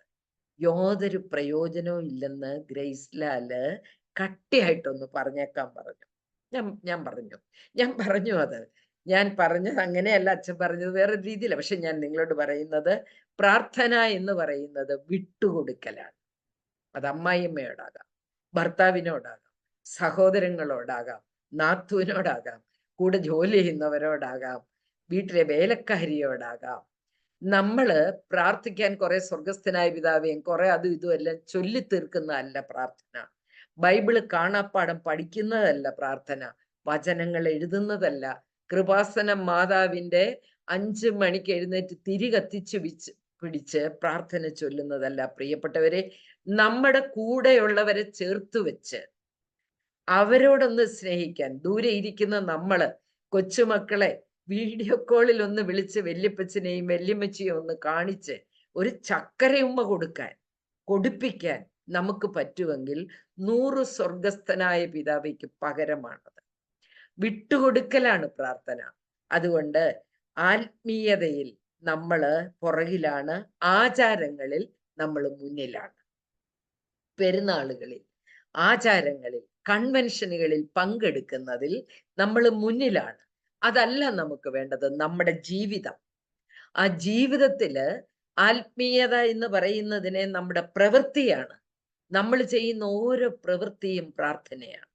കഞ്ഞി വെക്കുന്നതും കറി വെക്കുന്നതും പ്രിയപ്പെട്ടവരെ സ്നേഹിക്കുന്നതും അവരെ ചേർത്ത് വയ്ക്കുന്നതും ഒക്കെ പ്രാർത്ഥനയാണ്. അതുകൊണ്ട് നമുക്ക് ആത്മീയതയിൽ ഉണർവുള്ളവരാകാനായിട്ട് ഈ ഇതുപോലെയുള്ള കോൺഫറൻസുകളിൽ, കൂടിവരവുകളിൽ നമുക്ക് ചിന്തിക്കാൻ കഴിയണം. മൂന്നാമത്തത് മനസ്സാണ്. ഇത് വല്ലാത്തൊരു സാധനമാണ്. ഇത് രഹസ്യങ്ങളുടെ ഒരു കലവറയാണ്. എന്തൊക്കെയാ നമ്മൾ ഉള്ളിൽ ഒളിപ്പിച്ചു വെച്ചിരിക്കുക? ആരോടും പറയാൻ കൊള്ളുകയില്ലാത്ത എന്തൊക്കെ കാര്യങ്ങളുമായിട്ടാണ് നമ്മളിങ്ങനെ നടന്ന് നീങ്ങുന്നത്? ആലോചിച്ച് നോക്കിയേ. ഈയിടെ ഞാൻ ഒരു ജേർണലിൽ വായിച്ചു, കേരളത്തില് മലയാളികളുടെ ഇടയിൽ മാനസിക രോഗം കൂടുന്നു. ഏതാണ്ട് മാനസിക രോഗ ചികിത്സയ്ക്ക് വിറ്റുതീരുന്ന മരുന്നിന്റെ 30% വിഴുങ്ങുന്നത് മലയാളിയാണെന്ന് പറഞ്ഞു. അതായത് മലയാളിക്ക് ഉറക്ക ഗുളികയില്ലാതെ ഇപ്പൊ ഉറങ്ങാൻ പറ്റുന്നില്ല. എൻ്റെ അടുത്ത് വരുന്നവരൊക്കെ പറയുന്ന കാര്യം, ഉറക്കയില്ല. എങ്ങനെ ഉറങ്ങാൻ പറ്റുക? മനസ്സ് ശാന്തമാകുന്നില്ല. അതുകൊണ്ട് പ്രിയപ്പെട്ടവരെ, മനസ്സും ശരീരവും ആത്മാവും കൂടെ നമുക്കൊന്ന് ബാലൻസ്ഡ് ആക്കി പിടിക്കാം. മനസ്സും ശരീരവും ആത്മാവും എല്ലാം വേണം. ഒന്നിന്റെ എക്സ്ട്രീം എൻഡിൽ പോവരുത്. പ്രാർത്ഥന വേണം, വട്ടുപിടിച്ച് പ്രാർത്ഥിക്കരുത്. അതല്ല പ്രാർത്ഥന. ഞാൻ പറയുന്നതിന്റെ അർത്ഥം നിങ്ങൾക്ക് കിട്ടുന്നുണ്ടെന്ന് ഞാൻ വിചാരിക്കുകയാണ്. എല്ലാം വേണം. സിനിമയും കാണണം, പാട്ടും കേൾക്കണം. അല്ലാതെ ശാലോൺ ടി വി മാത്രം വയ്ക്കുന്ന അല്ല പ്രാർത്ഥന. അത് തെറ്റിദ്ധാരണയാണ്. ലോകത്തിൽ നടക്കുന്ന എല്ലാം നമ്മൾക്ക് വേണ്ടിയുള്ളതാ. അതുകൊണ്ട് തീർച്ചയായിട്ടും എന്താ പറയുക, സ്ത്രീകൾ ആത്മീയമായ ഉണർവുള്ളവരായാൽ, സ്ത്രീകൾ പക്വതയുള്ളവരായാൽ ഇവിടുത്തെ പല കാര്യങ്ങൾക്കും മാറ്റം ഉണ്ടാകുമെന്ന് വിശ്വസിക്കുന്നയാളാണ് ഞാൻ. സ്ത്രീയുടെ ചരിത്രം ഏതാണ്ട് 19-ാം നൂറ്റാണ്ട് മുതലുള്ള ചരിത്രം ഇവിടെയുണ്ട്. 19-ാം നൂറ്റാണ്ടിലെ സ്ത്രീകള് ഭയങ്കര പവർഫുൾ ആയിരുന്നെന്നാ പറയുന്നത്. അവരാണ് കൃഷിപ്പണി ചെയ്തിരുന്നത്, നായാടിയിരുന്നത്, എന്താ പറയാ, അല്ലെങ്കിൽ പണികളെല്ലാം ചെയ്തിരുന്ന അവരായിരുന്നു. ആണുങ്ങളുടെ പണി എന്നായിരുന്നു അറിയാം? 19-ാം നൂറ്റാണ്ടിലെ പിള്ളേരെ നോക്കി വീട്ടിയിരിക്കുക. പക്ഷെ ഇപ്പൊ പലയിടത്തും ആണുങ്ങൾ ഈ പണി ചെയ്യുന്നുണ്ട് കേട്ടോ. അത് വേറെ രീതിയിലാന്നേ ഉള്ളൂ. സ്ത്രീകൾ കൂടുതൽ കാശ് വാങ്ങിക്കാൻ തുടങ്ങുമ്പോൾ ആണുങ്ങൾ കൂടുതൽ സമയം അടുക്കളയിലേക്കും പിള്ളേരെ നോക്കാനും കയറുന്ന പല സ്ഥലങ്ങളും ഉണ്ട്, ഇല്ലെന്ന് ഞാൻ പറയില്ല. പക്ഷേ 20-ാം നൂറ്റാണ്ട് വന്നപ്പോഴ് ആണുങ്ങൾ പതുക്കെ മുന്നോട്ടിറങ്ങുകയും സ്ത്രീകളെ പതുക്കെ പെരക്കകത്തോട്ട് കയറ്റുകയും ചെയ്തു. 20-ാം നൂറ്റാണ്ടിലെ സ്ത്രീകളുടെ ചരിത്രം പറയുന്നത് എന്നാന്നറിയോ? സ്ത്രീകള് നട്ടെല്ല് രോഗികൾ ആയിരുന്നു. അത് ആദ്യ കാലഘട്ടങ്ങളിലായിട്ട് 20ാം നൂറ്റാണ്ട് അവസാനിക്കുന്നിടത്ത് കാര്യം മാറി. 19ാം നൂറ്റാണ്ടിന്റെ അവസാനം 20ാം നൂറ്റാണ്ടിന്റെ ആദ്യം അടുക്കള എന്ന് പറഞ്ഞൊരു സംഭവം ഇല്ലായിരുന്നു. വീടിന്റെ പിറകില് ഒരു ഗുഹ പോലെ ഒരു സംഭവം മണ്ണുകൊണ്ട് ഉണ്ടാക്കിയിരുന്നതായിരുന്നു അടുക്കള എന്ന് പറഞ്ഞിരുന്നത്. അതിനകത്ത് നിലത്ത് അടുപ്പ് കൂട്ടിയും നിലത്ത് നെല്ലു കുത്താനുള്ള നിലയണകൾ ഉണ്ടാക്കിയും ഒക്കെ അന്നത്തെ സ്ത്രീകള് ഇങ്ങനെ കുനിഞ്ഞു കിടന്ന് തീയൂതിയും ജോലി ചെയ്തും ഏതാണ്ട് 90% സ്ത്രീകളും നട്ടെല്ല് രോഗികളായിരുന്നു എന്നാണ് ചരിത്രം പറയുന്നത്. പക്ഷെ 20ാം നൂറ്റാണ്ടിന്റെ പകുതിയോടെ സ്ത്രീകൾക്ക് വിദ്യാഭ്യാസം കിട്ടാൻ തുടങ്ങി. വിദ്യാഭ്യാസം കിട്ടാൻ തുടങ്ങിക്കഴിഞ്ഞപ്പോഴ് എന്താ പറയാ, അവര് പതുക്കെ മുന്നിലേക്ക് വരാൻ തുടങ്ങി. 20ാം നൂറ്റാണ്ട് അവസാനിക്കുന്നിടത്ത് നമ്മുടെ കുടുംബങ്ങൾ, നമ്മുടെ വീടുകളില് പാതകം അല്ലെങ്കിൽ വീടിന്റെ അടുക്കള എന്ന് പറയുന്ന ഏറ്റവും പ്രധാനപ്പെട്ട സ്ഥലമായി മാറിക്കഴിഞ്ഞിരുന്നു. ഇപ്പൊ 21ാം നൂറ്റാണ്ട് നമുക്കറിയാം, നമ്മളൊരു നല്ല വീടുണ്ടാക്കിയാൽ മോഡേൺ കിച്ചൺ അല്ലെങ്കിൽ അടുക്കളയ്ക്കാണ് നമ്മൾ ഏറ്റവും കൂടുതൽ പ്രാധാന്യം കൊടുക്കുന്നത്. അവിടെ നമ്മളൊരു മേശയും 2 കസേരയെങ്കിലും ഇടും, അടുക്കളയിൽ എല്ലാവരും കൂടാൻ, ഒരുമിച്ച് ആഹാരം കഴിക്കാൻ. അപ്പൊ ആ ഒരു സിസ്റ്റം വരുന്നത് 20ാം നൂറ്റാണ്ട് അവസാനിക്കുമ്പോഴാണ്. അപ്പൊ 21ാം നൂറ്റാണ്ടിനെ കുറിച്ച് പറയുന്നത് സ്ത്രീകൾ എല്ലാം ചെയ്യുന്നു. അതിനാണ് സ്ത്രീകൾക്ക് ഇവിടെ എന്താ പറയാ, ഗവൺമെന്റ് തലത്തിലാണെങ്കിലും അയൽക്കൂട്ടങ്ങളും അല്ലെങ്കിൽ അങ്ങനെയുള്ള സംവിധാനങ്ങളൊക്കെ ഉണ്ടാക്കി അവര് ചെക്ക് എഴുതാൻ പഠിച്ചു, ഒരു ബാങ്കിൽ പോകാൻ പഠിച്ചു. പഴയതുപോലെയല്ല, വിദ്യാഭ്യാസമല്ല അതിന്റെ മാനദണ്ഡം എന്ന് സ്ത്രീകൾ മനസ്സിലാക്കി. അതുകൊണ്ട് ഈ ഒരു കാലഘട്ടത്തില് പുരുഷനേക്കാളും എല്ലാ കാര്യങ്ങളും വീട്ടുകാര്യങ്ങൾ ചെയ്യാൻ വീട് പണിയിപ്പിക്കുന്ന സ്ത്രീ, കെട്ടിടം പണിയിപ്പിക്കുന്ന സ്ത്രീ, അങ്ങനെയുള്ള ഒരവസ്ഥയിലേക്ക് സ്ത്രീ വന്നു. പക്ഷേ സ്ത്രീകളുടെ ഇടയിൽ ഒത്തിരിയേറെ ഔട്ട് ഓഫ് ദ വേ കാര്യങ്ങൾ അതോടെ കൂടാൻ തുടങ്ങി. കാരണം എനിക്ക് പണ്ട് പ്രേമം വരുന്നത് ടീനേജേഴ്സിനിടയിലായിരുന്നു. ഒരു 9ാം ക്ലാസ് മുതൽ വന്നിട്ടുണ്ട്, 10, അത് കൂടുതലും +1 +2 അല്ലെങ്കിൽ ഡിഗ്രി തലങ്ങളിലായിരുന്നു ഏറ്റവും കൂടുതൽ പ്രണയ കേസുകൾ വന്നിരുന്നത്. പക്ഷേ ഇന്നെന്നെ വേദനിപ്പിക്കുന്നതും എന്നെ എന്താ പറയാ നൊമ്പരപ്പെടുത്തുന്നതും കല്യാണം കഴിച്ച സ്ത്രീകളുടെ പോക്കാം. എനിക്ക് ഈ ഒരു മാസം തന്നെ 58 വയസ്സുള്ള ഒരു സ്ത്രീ 42 വയസ്സുള്ള ഒരു ചെറുപ്പക്കാരനുമായിട്ട് പ്രണയം. ഈ സ്ത്രീക്ക് 2 മക്കൾ, 2 പേരും ഡോക്ടേഴ്സാണ്, 2 പേരും ഔട്ട് ഓഫ് ഇന്ത്യയാണ്. അതിൽ ഒരാൾ കല്യാണം കഴിച്ചു, ഒരാൾ കല്യാണം കഴിച്ചിട്ടില്ല. പക്ഷേ എൻ്റെ അടുത്ത് വന്നിരിക്കുന്ന 42കാരൻ മാരീഡാണ്, അയാൾക്ക് 2 കുട്ടികളുണ്ട്, അയാളില്ലാതെ ജീവിക്കാൻ പറ്റില്ല. ഒരു 3 മാസമായിട്ട് ഞാൻ അവരെ കണ്ടോണ്ടിരിക്കുകയാണ്. അവർ ആത്മഹത്യ ചെയ്യുമോ എന്ന ഒരു ഭയത്തിലേക്ക് വന്നു കഴിഞ്ഞപ്പോൾ ഇപ്പൊ അവര് മെഡിക്കേഷൻ എടുക്കുകയാണ്. 58 വയസ്സുള്ള സ്ത്രീ, ഞാൻ കണ്ടതിൽ ഈ അടുത്ത നാളിൽ കണ്ടതിൽ ഏറ്റവും സുന്ദരിയായ സ്ത്രീ, നല്ല വിദ്യാഭ്യാസമുള്ള സ്ത്രീ, സോളോ ട്രിപ്പ് പോകുന്ന സ്ത്രീ. ഇപ്പൊ അങ്ങനെയാണല്ലോ, അവരൊറ്റയ്ക്ക് പോവാറുണ്ട്. അവര് കൂട്ടുകൂടി തായ്ലൻഡും മലേഷ്യയും ഒക്കെ പോകുന്ന, സോളോ ട്രിപ്പ് പോകാൻ, ബൈക്ക് ഓടിക്കാൻ ഒക്കെ ഇഷ്ടപ്പെടുന്ന സ്ത്രീ. പക്ഷെ ഈ 42കാരൻ 2 മക്കളുണ്ട്, ഭാര്യയുണ്ട്, അവരെ വിട്ടുപോകാൻ പറ്റാത്ത രീതിയിൽ അവരവിടെ എന്താ പറയാ ഭയങ്കര വല്ലാത്തൊരു മാനസിക അവസ്ഥയിലായിരിക്കുന്നു. ഇത് ഒരു കേസ് ഞാൻ സാമ്പിൾ പറഞ്ഞെന്നുള്ളതേ ഉള്ളൂ. വേറെണ്ണം വന്നു, 29 വയസ്സുള്ള ഒരു ചെറുക്കൻ 61 വയസ്സുള്ള ഒരു സ്ത്രീയെ കല്യാണം കഴിക്കണമെന്ന് പറഞ്ഞ് എൻ്റെ അടുത്ത് വന്നതാ. അതായത് പണ്ടൊക്കെ വരുന്നവരുള്ള പിന്നെ പഠിക്കുന്ന പിള്ളേർ പ്രേമിച്ചു കല്യാണം കഴിക്കുമെന്ന് പറഞ്ഞ് വരുന്നൊന്നുമല്ല. എനിക്ക് കല്യാണം കഴിച്ച സ്ത്രീകളെ ഇപ്പൊ വിശ്വാസമില്ല, വിശ്വാസം പോവുകയാണ്.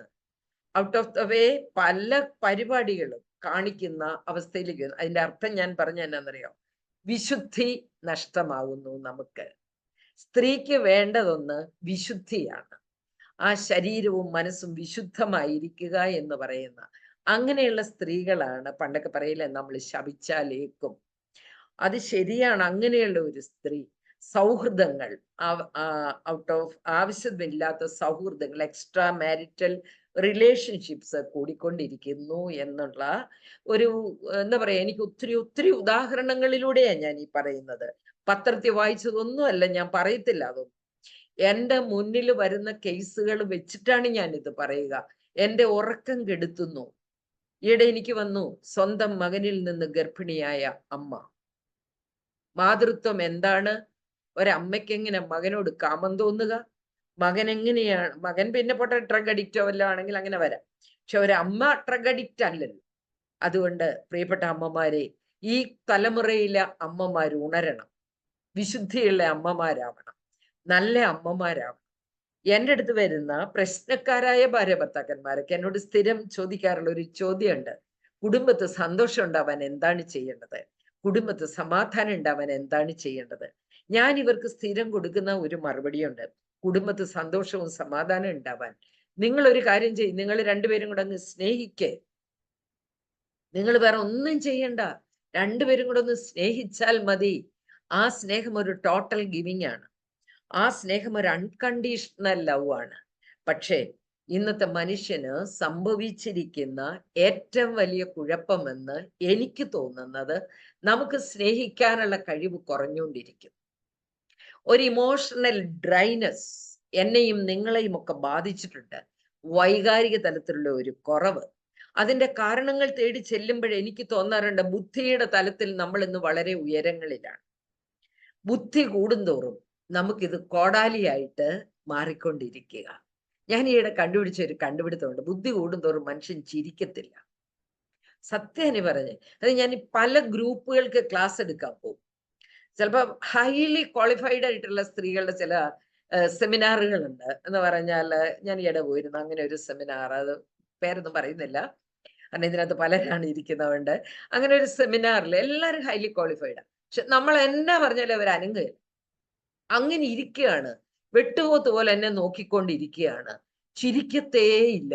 ദൈവമേ, 2 മണിക്കൂർ ഞാൻ ഒരു തരത്തിൽ എൻ്റെ ക്ലാസ് പൂർത്തിയാക്കി. അവസാനം ഇവരെന്നോട് ചോദിച്ചു, 12:30 ക്ലാസ് നിർത്തി കഴിഞ്ഞപ്പോൾ അവരെന്നോട് ചോദിച്ചു, ആഫ്റ്റർനൂൺ ഞങ്ങൾക്ക് പേഴ്സണലി കാണാൻ ഒരു അവസരം തരാമോ? അപ്പൊ ഞാൻ പറഞ്ഞു, എനിക്ക് പോകണം, പക്ഷെ ഞാൻ കുറച്ച് സമയം തരാം. അപ്പോഴാണ് ഞാൻ മനസ്സിലാക്കിയത് ഇവർ ചിരിക്കാത്ത കാര്യം എന്നാ. കാരണം ഇവരെല്ലാം ഉണ്ടല്ലേ, ഈ ഭയങ്കര പട്ടുസാരിയും ഡയമണ്ടും എല്ലാം ഉടുത്ത് ബ്യൂട്ടി പാർലറിൽ നിന്ന് ഇറങ്ങി വന്ന പോലെ തന്നെയാണ് വന്നിരിക്കുന്നത്. ഭയങ്കര രസമാണ്, നല്ല ലിപ്സ്റ്റിക്കെല്ലാം നല്ല രസമാണ് കാണാൻ, കണ്ടുകൊണ്ടിരിക്കാൻ പറ്റും, ഭയങ്കര രസമാണ്. പക്ഷെ ഇവര് ചിരിക്കാത്ത എന്നാന്നറിയാം, മനസ്സിന്റെ ഉള്ളിൽ മുഴുവൻ പെയിനാണ്, പെയിൻ, വേദന, ചിരിക്കാൻ പറ്റുന്നില്ല. രസം എന്നാന്ന് ചോദിച്ചാൽ, ഞാൻ ഈ സാധാരണ അയൽക്കൂട്ടങ്ങൾക്ക്, കുടുംബശ്രീകൾക്കൊക്കെ ക്ലാസ് എടുക്കാൻ പോകും. കഴിഞ്ഞ ദിവസം വിമൻസ് ഡേക്ക് ഒരു ക്ലാസ് എനിക്ക് ചേർത്തലയില അങ്ങനെ ഒരു ഗ്രൂപ്പിനായിരുന്നു, ഭയങ്കര ആളായിരുന്നു. പക്ഷെ അതുങ്ങളുണ്ടല്ലോ, നമ്മള് പാവങ്ങള് അവരങ്ങ് ചിരിക്കും, ഭയങ്കര സന്തോഷമാണ് അവർക്ക് ഇതൊക്കെ കേൾക്കുമ്പോൾ. നമ്മുടെ കുഴപ്പം ഞാനിത് എത്ര കേട്ടതാ, ഇതെനിക്ക് പണ്ടേ അറിയാവുന്നതാ. അപ്പൊ ഞാൻ പറയുന്നത് എന്നാന്നറിയാം, നമുക്ക് സിമ്പിൾ ആകാൻ പറ്റുന്നില്ല. നമ്മൾ അങ്ങനെ നായാ മതി. വി ആർ കോമൺ പീപ്പിൾ, നമ്മൾ സാധാരണക്കാരല്ലേ. അതുകൊണ്ട് ഞാൻ നിങ്ങളോട് പറയുന്നത് എന്നാന്നറിയാം, സന്തോഷമുള്ള മുഖഭാവം ആകർഷകമായ വ്യക്തിത്വത്തിന്റെ ലക്ഷണമാണ്. ആദ്യം ചിരിക്കാൻ പഠിക്കണം, രണ്ടാമത് ചിരിപ്പിക്കാൻ പഠിക്കണം. വീട്ടിൽ മുഖം നോക്കുന്ന കണ്ണാടി ഉണ്ടെങ്കിൽ നല്ല ദേഷ്യം വരുമ്പോൾ ഓടിച്ചെന്ന കണ്ണാടിയിലൊന്ന് നോക്കണം, എന്നാ വൃത്തികേടാ നിങ്ങളെ കാണാന്ന് അന്നേരം നിങ്ങൾക്ക് മനസ്സിലാവും. നല്ല സങ്കടം വരേന്ന് വെച്ച് നോക്കിയോ, ജീവിതത്തിൽ കരയത്തില്ല. നല്ല സന്തോഷം വരുമ്പം നോക്ക്, നിങ്ങൾക്ക് തീർച്ചയായിട്ടും നിങ്ങളെ തന്നെ സ്നേഹിക്കാൻ പറ്റും. അതുകൊണ്ട് ജീവിതത്തിൽ പ്രശ്നങ്ങളുണ്ട്, നമുക്കെല്ലാവർക്കും ഉണ്ട്. ചിലർക്ക് ഭർത്താവിന്റെ കള്ളുകൂടി, അല്ലെ ചിലപ്പോൾ കമ്മ്യൂണിക്കേഷൻ മോശം, ചിലപ്പോൾ മക്കള് നമ്മൾ പറയുന്നിടത്ത് നിൽക്കുന്നില്ല, അല്ലെങ്കിൽ അവരുടെ വേറെ റിലേഷൻഷിപ്പ്. നമുക്ക് വേദനകൾക്ക് ഒരു 100 കാരണങ്ങളുണ്ട്, അല്ലാതെ എല്ലാം തികഞ്ഞവരല്ല എന്ന് നിങ്ങൾ മനസ്സിലാക്കി. എല്ലാവർക്കും ഉണ്ട്. പക്ഷെ ഞാൻ പറയുന്നത്, ജീവിതത്തിലെ പ്രശ്നങ്ങളെ കൂട്ടിവെച്ച് ഒരേണി വെച്ച് അതിന്റെ മണ്ട കയറിയിരുന്ന് ജീവിക്കരുത്. ഇത് കടന്നു പോകും. മനസ്സിനെ പറഞ്ഞ് പഠിപ്പിക്കേ, ഇത് കടന്നു പോകും. ഇതിനേക്കാൾ വലുത് എന്തെല്ലാം കടന്നു പോയിരിക്കുന്നു. അതുകൊണ്ട് അതിനെ അള്ളിപ്പിടിച്ചിരുന്ന് സമാധാനം ഇല്ലേ എന്ന് പറയുന്നത്. സമാധാനം നമ്മുടെ ഉള്ളിലുണ്ട്. അതിന് 2 കാര്യം പഠിച്ചാൽ മതി. 1, സ്വയം സ്നേഹിക്കുക. 2, സ്വയം അംഗീകരിക്കുക. വളരെ പ്രധാനപ്പെട്ട 2 കാര്യങ്ങളാണ്. ആദ്യം self love and self respect. ഇത് രണ്ടും നിങ്ങൾക്കുണ്ട്. സ്വയം ബഹുമാനിക്കാൻ പഠിക്കണം. നമുക്ക് നമ്മളെ ഒന്ന് ഇഷ്ടപ്പെടാൻ പറ്റും. തന്നെത്താനൊന്ന് ചിന്തിക്കാൻ. ഹൂ ആം ഐ, ഞാൻ ആരാണ്? വാട്ട് ആം ഐ, ഞാൻ എന്താണ്?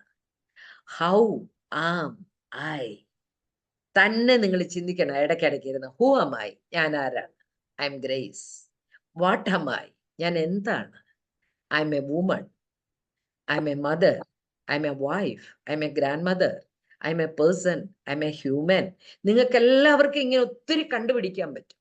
I am a sister, I am a friend, I am a doctor, I am an engineer, ഒത്തിരി കണ്ടുപിടിക്കാം. എന്നിട്ട് നിങ്ങൾ നോക്ക്, how am I as a mother, പരാജയമാണോ വിജയമാണോ? As A wife എങ്ങനെയുണ്ട്? എൻ്റെ കുറ്റമല്ലെന്ന് പറയരുത്, എൻ്റെ കുറ്റമല്ലെന്ന് പറയരുത്. സ്നേഹം കൊണ്ട് നേടാൻ പറ്റാത്തതായിട്ട് യാതൊന്നുമില്ല. നമ്മളെ സ്നേഹിക്കുന്നവരെ സ്നേഹിക്കാൻ എളുപ്പമാണ്. ഞാൻ എൻ്റെ ഹസ്ബൻഡിനോട് പറയാറുണ്ട്, നിങ്ങൾക്ക് എന്നെ സ്നേഹിക്കുകയോ സ്നേഹിക്കാതിരിക്കുകയോ ചെയ്യാം, ഇറ്റ്സ് അപ് ടു യു, അത് നിങ്ങളുടെ പ്രശ്നം. പക്ഷെ എനിക്ക് നിങ്ങളെ സ്നേഹിക്കാൻ നിങ്ങളുടെ ചീട്ട് വേണ്ടല്ലോ. വേണോ? വേണ്ട. അതുകൊണ്ട് ഒരു സ്ത്രീയായി, അല്ലെങ്കിൽ ഒരു അമ്മയായി, ഒരു കുടുംബിനിയായി ജീവിക്കുമ്പോൾ ഞാൻ നിങ്ങളോട് പറയുന്നത്, സ്വയം സ്നേഹിക്കുക, ഒരു സ്ട്രോങ് വുമൺ ആവുക. സ്ട്രോങ് വുമൺ എന്ന് പറഞ്ഞാൽ വഴക്കാളി എന്നല്ല അർത്ഥം, അതല്ല സ്ട്രോങ്. പ്രശ്നങ്ങളെ നേരിടാനും അതിന് പരിഹാരം കണ്ടെത്താനും നമ്മുടെ കയ്യിൽ ഒരു വകുപ്പുണ്ടായിരിക്കണം. പരിഹരിക്കപ്പെടാത്ത ഒരു പ്രശ്നമില്ല. Every problem has a solution. ചിലപ്പോൾ അത് പെട്ടെന്ന് കിട്ടിയെന്ന് വരത്തില്ല, താമസിച്ചു കിട്ടും ഉറപ്പായിട്ടും. Wait and see.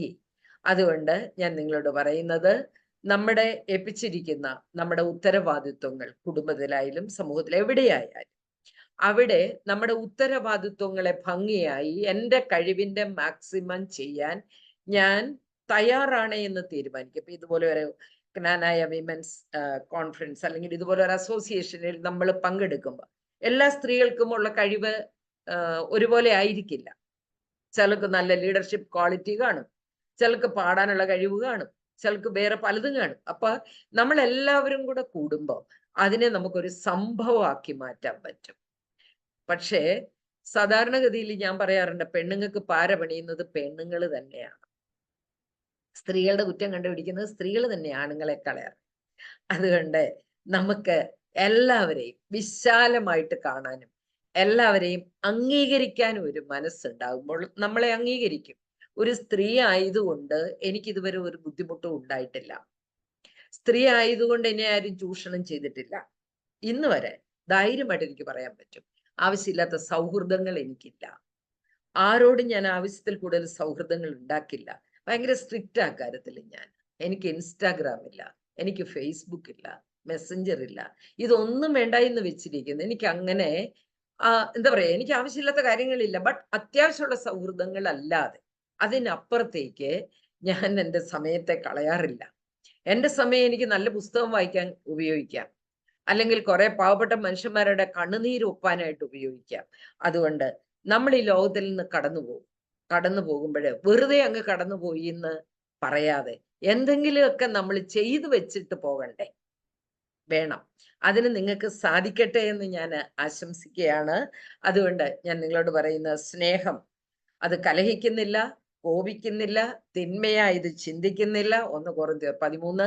സ്നേഹമെല്ലാം സഹിക്കുന്നു, സ്നേഹമെല്ലാം ക്ഷമിക്കുന്നു, സ്നേഹമെല്ലാം വിട്ടുകൊടുക്കുന്നു, സ്നേഹം മറ്റുള്ളവന്റെ നന്മ ആഗ്രഹിക്കുന്നു.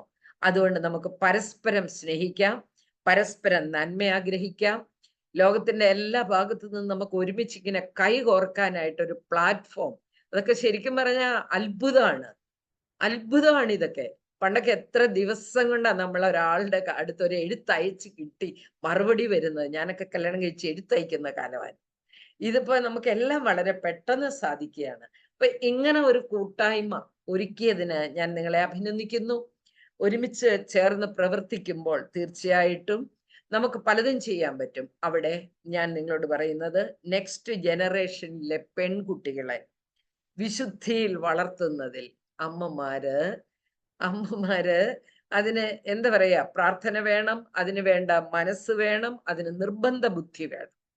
നമുക്ക് കിട്ടിയതൊക്കെ ഒരു ജ്ഞാനായ കമ്മ്യൂണിറ്റി എന്ന് പറയുമ്പോൾ നിങ്ങൾക്ക് കുറെ നല്ല ആചാരങ്ങൾ അനുഷ്ഠാനങ്ങളൊക്കെ ഉണ്ട്. അതൊക്കെ പോയി എന്ന് ഇപ്പൊ എനിക്കറിയാം. ഞാൻ ജ്ഞാനായ സമുദായത്തിൽ ക്ലാസ് എടുക്കുമ്പോൾ പ്രീ മാരേജ് കോഴ്സിന് ചെയ്യുമ്പോൾ എല്ലാ ജാതിക്കാരും അതിനകത്തും ഉണ്ട്. എനിക്ക് വരുന്നുണ്ട്, ഇഴവരും നായരും ഒക്കെ വരുന്നുണ്ട്. പണ്ടങ്ങനല്ല, കെനാന്ന് പറഞ്ഞാൽ നിങ്ങളുണ്ടല്ലോ അതിങ്ങനെ പറഞ്ഞുകൊണ്ടിരിക്കുമായിരുന്നു. പക്ഷെ ഞാനതിനെ ഇഷ്ടപ്പെടുന്നയാളാ. കാരണം നമ്മുടെ ആ ട്രഡീഷൻ, നമ്മുടെ ആ പ്രാർത്ഥന ചൈതന്യം, നമ്മുടെ വിശ്വാസങ്ങൾ, നിങ്ങളുടെ പിള്ളേർ അത് പറഞ്ഞാൽ നിങ്ങളെ ഓടിക്കുമെന്ന് എനിക്കറിയാം. കാരണം കൗൺസിലിങ്ങിന് വരുന്ന പിള്ളേർ പറയും, പാരൻസ് ഇത് പറയുമ്പോൾ ഞാൻ കരിശം വരുമെന്ന്. അവരെ അരിശപ്പെടുത്താതെ അവരെ നിങ്ങളുടെ ജീവിത സാക്ഷ്യം കൊണ്ടും മനസ്സിലാക്കി കൊടുക്കാൻ. അമ്മ ഒരു ജീവിത സാക്ഷ്യമാണ്. എല്ലാ മനുഷ്യന്റെയും മനസ്സിലെ നന്മയുടെ നിറവാണ് അമ്മ. ഏറ്റവും വലിയ ചാലകശക്തിയാണ് അമ്മ. മാതൃത്വം ഒരു പദവിയാണ്. അതുകൊണ്ട് നമ്മൾ ഏറ്റെടുത്തിരിക്കുന്ന ദൗത്യവും പദവിയും ചെറുതല്ല. നമ്മളെപ്പോലെ അവൻ ആണുങ്ങൾക്കാവില്ല, അവരെത്ര ജന്മം ഇരുന്നാലും. കാരണം നമ്മൾ ഒരു അത്ഭുതമാണ്. ഞാൻ എപ്പോഴും പറയാറുണ്ട്, സ്ത്രീ ഒരു അത്ഭുതമാണ്. കാരണം അവൾക്ക് എന്നൊക്കെ സ്വഭാവങ്ങള്, ഒരു ദിവസത്തെ സ്വഭാവമല്ല പിറ്റേ ദിവസം. ഞാൻ ആണുങ്ങളോട് പറയാറുണ്ട്, പീരീഡിന്റെ ടൈമിൽ ഒരു സ്വഭാവം, അന്നേരം ഈസ്ട്രജൻ ലെവൽ കുറയുന്നു, പ്രോജസ്ട്രോൺ കൂടുന്നു, സ്ത്രീ ദേഷ്യപ്പെടുന്നു, പൊട്ടിത്തെറിക്കുന്നു, എടുത്തെറിയുന്നു, വഴക്കാളി. അത് കഴിഞ്ഞ് അവൾ ശാന്തായി അവിടെ ഈസ്ട്രജൻ ലെവൽ കൂടി ഏതാണ്ട് എന്താ പറയാ ഓവുലേഷൻ ടൈം ഒക്കെ ആകുമ്പോ എല്ലാം നല്ല സുന്ദരി, കുഴപ്പമില്ല, കെട്ടിയവനോട് ഇഷ്ടം, കെട്ടിപ്പിടിക്കാൻ ഇഷ്ടം, ഉമ്മ വയ്ക്കാൻ ഇഷ്ടം, ഒക്കെ ഇഷ്ടം. അത് കഴിയുമ്പോ വീണ്ടും താഴേക്ക് പോവാം ലെവല്. അടുത്ത പീരീഡിന് വേണ്ടി ശരീരം സജ്ജമാകും. ഒരു പീരീഡിൽ തന്നെ 3 തരം സ്വഭാവമായി. അതങ്ങനെ നിൽക്കട്ടെ. പ്രഗ്നന്റ് ആകുമ്പോൾ വേറൊരു സ്വഭാവം. പ്രഗ്നൻസി കഴിഞ്ഞ് പ്രസവം കഴിയുമ്പോൾ പോസ്റ്റ്മോർട്ടം സിംറ്റം. അതിൽ നിന്നെല്ലാം ഒന്ന് കരകയറി വരുമ്പോൾ ഒരുമാതിരി നേരെ നിൽക്കുമ്പോ പിന്നെ പിള്ളേരെ വളർത്തുന്നതിന്റെ, പഠിപ്പിക്കുന്നതിന്റെ ഗതികേട്. അങ്ങനെ അത് കഴിഞ്ഞ് ഇതെല്ലാം നേരെ നിൽക്കാമെന്ന് കരുതി വരുമ്പോഴത്തേക്ക് നമ്മൾ മെനോപോസിലാവും. പിന്നെ മെൻസ്ട്രേഷൻ നിൽക്കാൻ വേണ്ടി ശരീരം കാണിക്കുന്ന കുഴപ്പം. ദൈവമേ, ശരിക്കും ഒരു അത്ഭുതമല്ലേ സ്ത്രീ? ഞാൻ എന്നെ തന്നെ ചിന്തിക്കാറുണ്ട്, ദൈവമേ ഒരു അത്ഭുതമാണ്. അണുക്ക് എന്നാ കുഴപ്പം? 10-13 വയസ്സ് മുതൽ ഏതാണ്ട് 80 വയസ്സ് വരെ, പിന്നെ ചത്തു കഴിഞ്ഞാൽ കുറച്ചു നേരം കൂടെ. അവരുടെ ലൈംഗികത ഒരുപോലെയാണ്, അവരുടെ ഹോർമോൺ ഒരുപോലെയാണ്, വൈകാരികത ഒരുപോലെയാണ്. അതുകൊണ്ട് നമ്മൾ അത്ഭുതമാണെന്ന് നമ്മൾ നമ്മളെ തന്നെ മനസ്സിലാക്കണം. എല്ലാ ദിവസവും നമ്മൾ ഒരുപോലെ അല്ല. ഇത്ര അത്ഭുതം നമ്മളെ കൊണ്ടേ പറ്റത്തുള്ളൂ ഇതൊക്കെ. അതുകൊണ്ട് ഞാൻ എല്ലാ ആണുങ്ങളോടും ക്ലാസ് എടുക്കുമ്പോൾ പറയാറുണ്ട്, സ്ത്രീയെ മനസ്സിലാക്കണം. കാരണം അവൾക്ക് എപ്പോഴും ഒരു മൂഡ് ചേഞ്ചസ് ഉണ്ട്, മൂഡ് സ്വിങ്സ് ഉണ്ട്. പക്ഷെ നമ്മളെ മനസ്സിലാക്കാൻ അതൊക്കെ എല്ലാവർക്കും ഉള്ളതാണ്. അതുകൊണ്ട് എനിക്കിപ്പോ ഇതൊന്നും തോന്നാറില്ല. 72ആയി. ഞാൻ ഈ മെനോപോസിൽ എൻ്റെ അടുത്ത് വരുന്ന സ്ത്രീകളൊക്കെ ആ പുകച്ചിലാണ്, ഉഷ്ണമാണെന്നൊക്കെ പറയുമ്പോൾ എനിക്ക് ചിരി വരും. എനിക്കിതൊന്നും ഇല്ല. അത് ദൈവം തരാത്തതാണോ, എനിക്ക് ഇതിനകത്ത് പഠിച്ചത് കൊണ്ട് വേണ്ടത് വെച്ചതാണോ എന്നറിയില്ല. പക്ഷെ ഞാൻ മനസ്സിലാക്കുന്നത് എല്ലാവർക്കും എന്നെ പോലെ ആകാൻ പറ്റും. അതുകൊണ്ട് എന്നെ ഈ ക്ലാസ് കേൾക്ക്, എൻ്റെ സമയം തീർന്നു. 45 മിനിറ്റ്സാ പറഞ്ഞത്, പക്ഷെ ഇപ്പൊ കുറെ കൂടി സമയം എടുത്തുപോയി. 1 മണിക്കൂറായി. അതുകൊണ്ട് നിങ്ങൾ നിർത്താൻ പറയുന്നതിന് മുമ്പ് നിർത്തം എന്നുള്ളത് മര്യാദയാണെന്ന് ഞാൻ വിചാരിക്കുകയാണ്. പക്ഷെ ഞാൻ ഒരു സമയം തരികയാണ്. എന്നോട് ആർക്കെങ്കിലും എന്തെങ്കിലും ചോദിക്കാനുണ്ടോ? ഞാൻ കണ്ട മുഖങ്ങൾ, അതെ, എനിക്ക് ഭയങ്കര സന്തോഷമുണ്ട് കേട്ടോ. നിങ്ങളെ ഇങ്ങനെ കാണുമ്പോഴ്, ഷിബ കണ്ടു, മഞ്ജുനെ കണ്ടു, അൻസി, അനി, അങ്ങനെ എല്ലാവരെയും കാണുന്നുണ്ട് കേട്ടോ. വല്ലതും ചോദിക്കാനുണ്ടോ എന്നോട് ആർക്കെങ്കിലും എന്തെങ്കിലും? കുഞ്ഞുമാൻഡിക്ക് ആർക്കെങ്കിലും എന്തെങ്കിലും ക്വസ്റ്റ്യൻസ് ഉണ്ടെങ്കിൽ ഇപ്പൊ നമുക്ക് ചോദിക്കാം. എന്തെങ്കിലും ചോദിക്കാം. മാമേ, ചില സ്ത്രീകളോടെ പുറത്തിറങ്ങി ആക്റ്റീവ് ആകണമെന്ന് പറയുമ്പോഴേ ഭർത്താവ് പറയുന്നത് നമ്മള് വീട്ടിൽ നല്ല ഇതാണ്, എല്ലാത്തിനും ഒച്ചയും ബഹളവും ഒക്കെ ഉണ്ട്, എല്ലാ കാര്യങ്ങളും ഉണ്ട്, പക്ഷെ പുറത്തോട്ട് ഇറങ്ങുമ്പോ പാവമാണെന്ന്. അപ്പൊ ആ ഒരു ക്യാരക്ടർ ഉണ്ടാവുന്നത് എന്തുകൊണ്ടാണ്? അങ്ങനെ ഒരു വീട്ടിലെല്ലാത്തിനും വീട്ടിൽ മൂപ്പുണ്ട്, പുറത്തിറങ്ങുമ്പോ ആള് ഭയങ്കര. അതിന്റെ കാരണം എന്ന് വെച്ചാൽ അവരുടെ പേഴ്സണാലിറ്റിയുടെ ഒരു കുഴപ്പമാണ്. പബ്ലിക് സ്പീക്കിങ് അങ്ങനെയുള്ള കാര്യങ്ങളൊക്കെ ചിലപ്പോൾ സ്കൂളിൽ പഠിക്കുമ്പോൾ ഒന്നും ശീലിച്ചിട്ടുണ്ടാവില്ല. വീടെന്ന് പറയുമ്പോൾ അവരെന്നും കാണുന്ന മുഖങ്ങളല്ലേ, എപ്പോഴും കാണുന്ന മുഖങ്ങളല്ലേ, ഭർത്താവ്, മക്കള്, അത്ര കൊച്ചു ലോകമാണ്. അപ്പൊ അവിടെ ആക്റ്റീവായിട്ട് ഇരിക്കുന്നത് ആള് പുറത്തു വരുമ്പോ അങ്ങനെ ആകാൻ പറ്റണമെന്നില്ല. കാരണം അത് ചില സ്ത്രീകൾക്ക് ജെനറ്റിക്കലി കിട്ടുന്ന പ്രത്യേകതയാണ്. ചില സ്ത്രീകള് സ്കൂളിലൊക്കെ പഠിക്കുമ്പോൾ കോമ്പറ്റീഷൻസിനൊക്കെ ചേരും, സ്റ്റേജിലൊക്കെ കയറും. മനസ്സിലായില്ലേ? അങ്ങനെയുള്ളവർക്ക് കല്യാണം കഴിഞ്ഞാൽ അതെല്ലാം ചെയ്യാൻ പറ്റും. പിന്നെ ഈ വീട്ടിൽ പറയുന്ന ഭർത്താവേ പബ്ലിക്കിൽ ചെല്ലുമ്പോ മിണ്ടരുതെന്ന് പറഞ്ഞു വിടുന്നുണ്ടോ എന്ന് നമുക്കറിയില്ല. അത് നമുക്ക് അറിയത്തില്ലാത്തൊരു കാര്യം. മനസ്സിലായോ? അങ്ങനെയൊക്കെയാണെന്ന് പറഞ്ഞിട്ട് പബ്ലിക്കില് വലിയ ചാട്ടമൊന്നും വേണ്ട, എല്ലാവരുടെയും മുമ്പിൽ അധികം ഷൈനൊന്നും ചെയ്തേച്ച് ഇങ്ങോട്ട് വരരുതെന്ന് ചെവി പറഞ്ഞു വിട്ടോന്ന് പുള്ളിക്കും പറയാൻ പറ്റിയല്ലോ. നമുക്കറിയാൻ മേലാത്ത അങ്ങനെ ഉണ്ട് ഒത്തിരി പേര്. അങ്ങനെ ഒത്തിരി സ്ത്രീകളുണ്ട്, എനിക്കറിയാം. എന്നോടൊരു സ്ത്രീയുടെ, എനിക്ക് അത് ഒരു UK അവരുടെ ഒരു പ്രശ്നം ചെയ്തുകൊണ്ട് പുള്ളിക്കാരി പറയും, പുള്ളിക്കാരിക്ക് ഒത്തിരി കഴിവുണ്ട്, ഡാൻസ് ചെയ്യും, ഭരതനാട്യം. പക്ഷേ ഇവരുടെ മലയാളി അസോസിയേഷന്റെ പള്ളിയുണ്ട്, ഒരു കാര്യത്തിലും ഭർത്താവ് വിടത്തില്ല. പക്ഷെ അവിടെ ചെല്ലുമ്പോ പുള്ളി പബ്ലിക്കായിട്ട് പറയും ഇവക്കെല്ലാം അറിയാം, ഡാൻസ് ചെയ്യും. പക്ഷെ വീട്ടിൽ നിന്ന് ഇവക്ക് ഇവളെ പേടിപ്പിച്ചാ വിട്ടിരിക്കുന്നത്. അവിടെ ചെല്ലുമ്പോ ഞാൻ കളിച്ചേക്കാന്നൊന്നും ചാടി പറഞ്ഞേക്കരുത്, പക്ഷെ നിന്റെ കഴിവൊക്കെ ഞാൻ പറഞ്ഞോളാം. ഞാൻ പറഞ്ഞ മനസ്സിലായി. ചിലപ്പോ അങ്ങനെ ഭയന്നിട്ടും ആകാം, അതായിരിക്കും. Thank you ma'am. ഒരു ക്വസ്റ്റ്യൻ വന്നിട്ടുണ്ട് നമുക്ക് ചാറ്റ് സെഷനിൽ. നിങ്ങൾക്ക് എന്തെങ്കിലും ക്വസ്റ്റ്യൻസ് ഇപ്പം ചോദിക്കാൻ മടിയാണ്, നിങ്ങൾക്ക് ചാറ്റ് സെഷനിൽ പോസ്റ്റ് ചെയ്യാം, ഞങ്ങൾ അത് റീഡ് ചെയ്യാം. Who is a woman that inspires you and why? അതായത് എനിക്ക് തോന്നുന്നത് മിസ് ഗ്രേസ് ലാലിനോടുള്ള ക്വസ്റ്റ്യൻ ആണ് അത്. Who is a woman that inspires you and why? ഏത് വുമൺ ആണ് ആരാണ് എന്നെ ആരാണ് ഇൻസ്പയർ ചെയ്തത്? ഞാൻ സത്യം പറഞ്ഞാൽ എന്നെ ഏറ്റവും അധികം ഇൻസ്പയർ ചെയ്തയാള് എൻ്റെ വല്യമ്മച്ചിയാണ്, എൻ്റെ അപ്പൻ്റെ അമ്മയാണ്. എൻ്റെ അപ്പൻ്റെ അമ്മ ഡാൻസ് ചെയ്യുമായിരുന്നു, പാട്ട് പാടുമായിരുന്നു, എഡ്യൂക്കേറ്റഡ് ആയിരുന്നു, വായിക്കുമായിരുന്നു. ഞാൻ പത്രം വായിക്കാൻ പഠിച്ചത് അമ്മച്ചി ഇരുന്ന് വായിച്ചു തരുന്ന പണ്ടത്തെ ദീപിക പത്രങ്ങളിൽ കർലീബി കഥകള്, ലോറ നീ എവിടെയെന്ന് പറയുന്ന ഒരു നോവലൊക്കെ നിങ്ങളൊക്കെ ഉണ്ടാകുന്നതിനും ഭരിക്കും, എൻ്റെ കൊച്ചിൻ്റെ. അങ്ങനെ എന്നെ ഏറ്റവും അധികം ഇൻസ്പയർ ചെയ്തയാള് ആ അമ്മച്ചിയാണ്. എൻ്റെ അമ്മ അത്രയധികം, എൻ്റെ അമ്മ എന്നെ കൊണ്ട് ജോലിയൊക്കെ ചെയ്യിക്കും, അങ്ങനെയൊക്കെ ഉണ്ടായിരുന്നു, പാവമായിരുന്നു. പക്ഷേ ഞാൻ എന്തായിരിക്കുന്നു അത് ഒരു സ്ത്രീ കാരണമല്ല, ഒരു പുരുഷൻ കാരണം. എൻ്റെ അപ്പന് 4ാം ക്ലാസ് മുതൽ സ്റ്റേജുകളിൽ നിന്ന് സ്റ്റേജുകളിലേക്ക് എന്നെ കൊണ്ടു നടന്ന ഒരു അപ്പനുണ്ട് എനിക്ക്. എല്ലാ കോമ്പറ്റീഷൻസിനും പങ്കെടുക്കുമ്പോൾ ആ ഓഡിയൻസിന്റെ ഇടയിൽ നിന്ന് കൈകൊട്ടി എന്നെ പ്രോത്സാഹിപ്പിക്കുന്ന ഒരു അപ്പനുണ്ട്. അപ്പൻ്റെ കണ്ണിൽ നോക്കി ഞാൻ പ്രസംഗിക്കുമായിരുന്നു. സമ്മാനം കിട്ടിയില്ലെങ്കിൽ എനിക്കായി ഒരു സമ്മാനം വാങ്ങിച്ചു വെച്ചിട്ട് എൻ്റെ കോമ്പറ്റീഷന്റെ സ്ഥലത്ത് നിന്ന ഒരു അപ്പനുണ്ട് എനിക്ക്. പിന്നെ ഞാൻ വായിച്ചു തീർത്ത പുസ്തകങ്ങൾ മുഴുവൻ എൻ്റെ അപ്പൻ എനിക്കായി സംഘടിപ്പിച്ച പുസ്തകങ്ങളാണ്. പത്രം വായിച്ച 5 പ്രധാനപ്പെട്ട ന്യൂസുകൾ എല്ലാ ദിവസവും ഒരു ബുക്കിൽ എഴുതി വെക്കണമെന്നും അപ്പൻ വൈകിട്ട് ജോലി കഴിഞ്ഞ് വരുമ്പോൾ അത് ചർച്ച ചെയ്യണമെന്നുമുള്ള നിർബന്ധം വെച്ച ഒരു അപ്പൻ ഉണ്ടായിരുന്നു എനിക്ക്. ഞാൻ കോളേജ് യൂണിയൻ ചെയർമാനായി ഇലക്ഷന് നിന്നപ്പോൾ എൻ്റെ കോളേജിന്റെ മതിലുകൾ മുഴുവൻ എൻ്റെ ഫോട്ടോ ഒട്ടിച്ച പോസ്റ്റർ ഒട്ടിക്കാൻ രാത്രി മുഴുവൻ നടന്ന ഒരു അപ്പനുണ്ടായിരുന്നു എനിക്ക്. ഞാൻ ശരിക്കും പറഞ്ഞാൽ അപ്പൻ്റെ മോളായിട്ട് അറിയപ്പെടാനും ആ അപ്പൻ വളർത്തിയതില് എന്താ പറയാ, അപ്പൻ എന്നെ വളർത്തിയത് അങ്ങനെയാണ്. പ്രസംഗിക്കാൻ അല്ലെങ്കിൽ റേഡിയോ പ്രോഗ്രാമുകളൊക്കെയാണ് ഞാൻ ആദ്യം ചെയ്യുന്നത്. ഞാൻ എഴുതിയതെല്ലാം അപ്പനായിരുന്നു, പത്രങ്ങൾക്കും മാസികകൾക്കും അയച്ചു കൊടുക്കുന്നത്.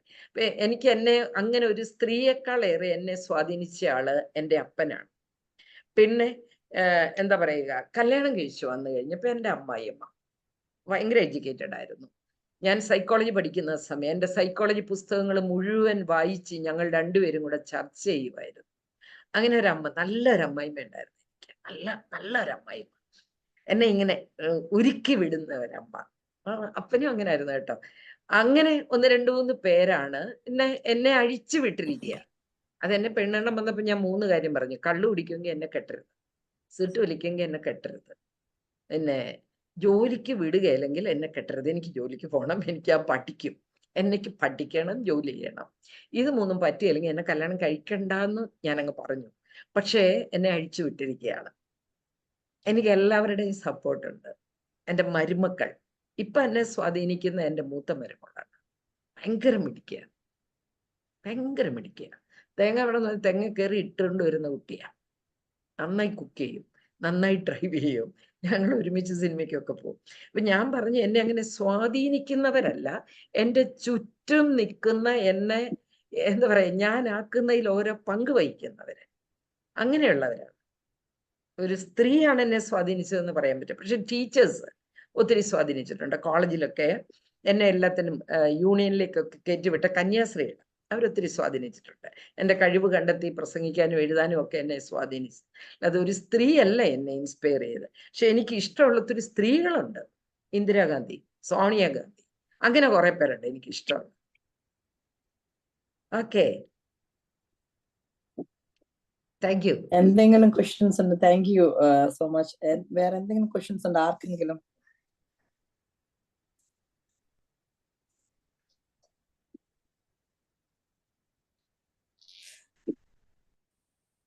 ഇല്ല. ആർക്കും ഇല്ല? ഓക്കെ, നമുക്ക് അവസാനിപ്പിക്കാറായ. നിങ്ങൾക്ക് ഇനിയും വല്ലതും ഉണ്ട് പരിപാടി? ഇനിയില്ല, ഇത് ഇന്ന് മെയിൻ ഈ ഒരു സെഷൻ ആയിരുന്നു ഇത് നമുക്ക് മാത്രമേ ഉള്ളൂ. അതെ അതെ, വളരെ ഇൻഫോർമേറ്റീവ് സെഷൻ ആയിരുന്നു. Thank you so much. ഞാൻ താങ്ക് യു പറയാനായിട്ട് നമ്മുടെ ഡയാന മാർക്കോസ്, ഡാൻ ചേച്ചിനെ വിളിക്കുന്നു. ഡാൻ ചേച്ചി. ഹലോ, എൻ്റെ പേര് ഡയാന മാർക്കോസ്. ഇത്രയും നേരം നമുക്ക് നല്ലൊരു മെസ്സേജ് തന്ന മിസ്സസ് ഗ്രേസ് ലാലിനോടുള്ള നന്ദി അറിയിക്കുകയാണ്. സ്ത്രീത്വത്തിന്റെ മഹത്വത്തെ പറ്റിയും സ്നേഹവും ആത്മീയതയും വിശുദ്ധിയും ഒക്കെയുള്ള സ്ത്രീകളായിരിക്കണം നമ്മളെ ഒക്കെ ഓർമ്മപ്പെടുത്തിയ നല്ലൊരു മെസ്സേജ് നമുക്ക് ഇന്ന് തന്ന മിസ്സസ് ഗ്രേസ് ലാലിനോടുള്ള നന്ദി. ഗ്ലോബൽ ക്നാനായ വുമൻസ് ഫോറത്തിന് വേണ്ടിയും north American Malankara Knanaya women's ഫോറത്തിന് വേണ്ടിയും ഉള്ള നന്ദി ഈ അവസരത്തിൽ രേഖപ്പെടുത്തുന്നു. അതോടൊപ്പം തന്നെ ഈ മീറ്റിംഗിലേക്ക് ജോയിൻ ചെയ്ത എല്ലാവർക്കും ഉള്ള നന്ദി ഈ അവസരത്തിൽ രേഖപ്പെടുത്തുന്നു. Thank you every one for joining today. Thank U. ഒരു കാര്യം പറയാനുണ്ട്, ഈ ഒരു സെഷൻ നടന്നുകൊണ്ടിരിക്കുമ്പോൾ തന്നെ കുറെ പേരുടെ മെസ്സേജ് വരുന്നുണ്ടായിരുന്നു. വളരെ ഇൻഫോർമേറ്റീവ് സെഷനാണ്. അവർ തന്നെ പോസ്റ്റ് ചെയ്യുന്നുണ്ട് പല ഗ്രൂപ്പുകളിലും. നിങ്ങൾ ആൾക്കാരോട് കയറാൻ പറഞ്ഞത്.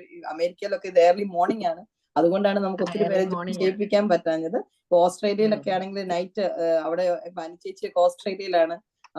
ഷീസ് ജോയിനിങ് ലൈക്ക് ഇപ്പൊ അവിടെ മിഡ് നൈറ്റ് ആയി ഓൾറെഡി.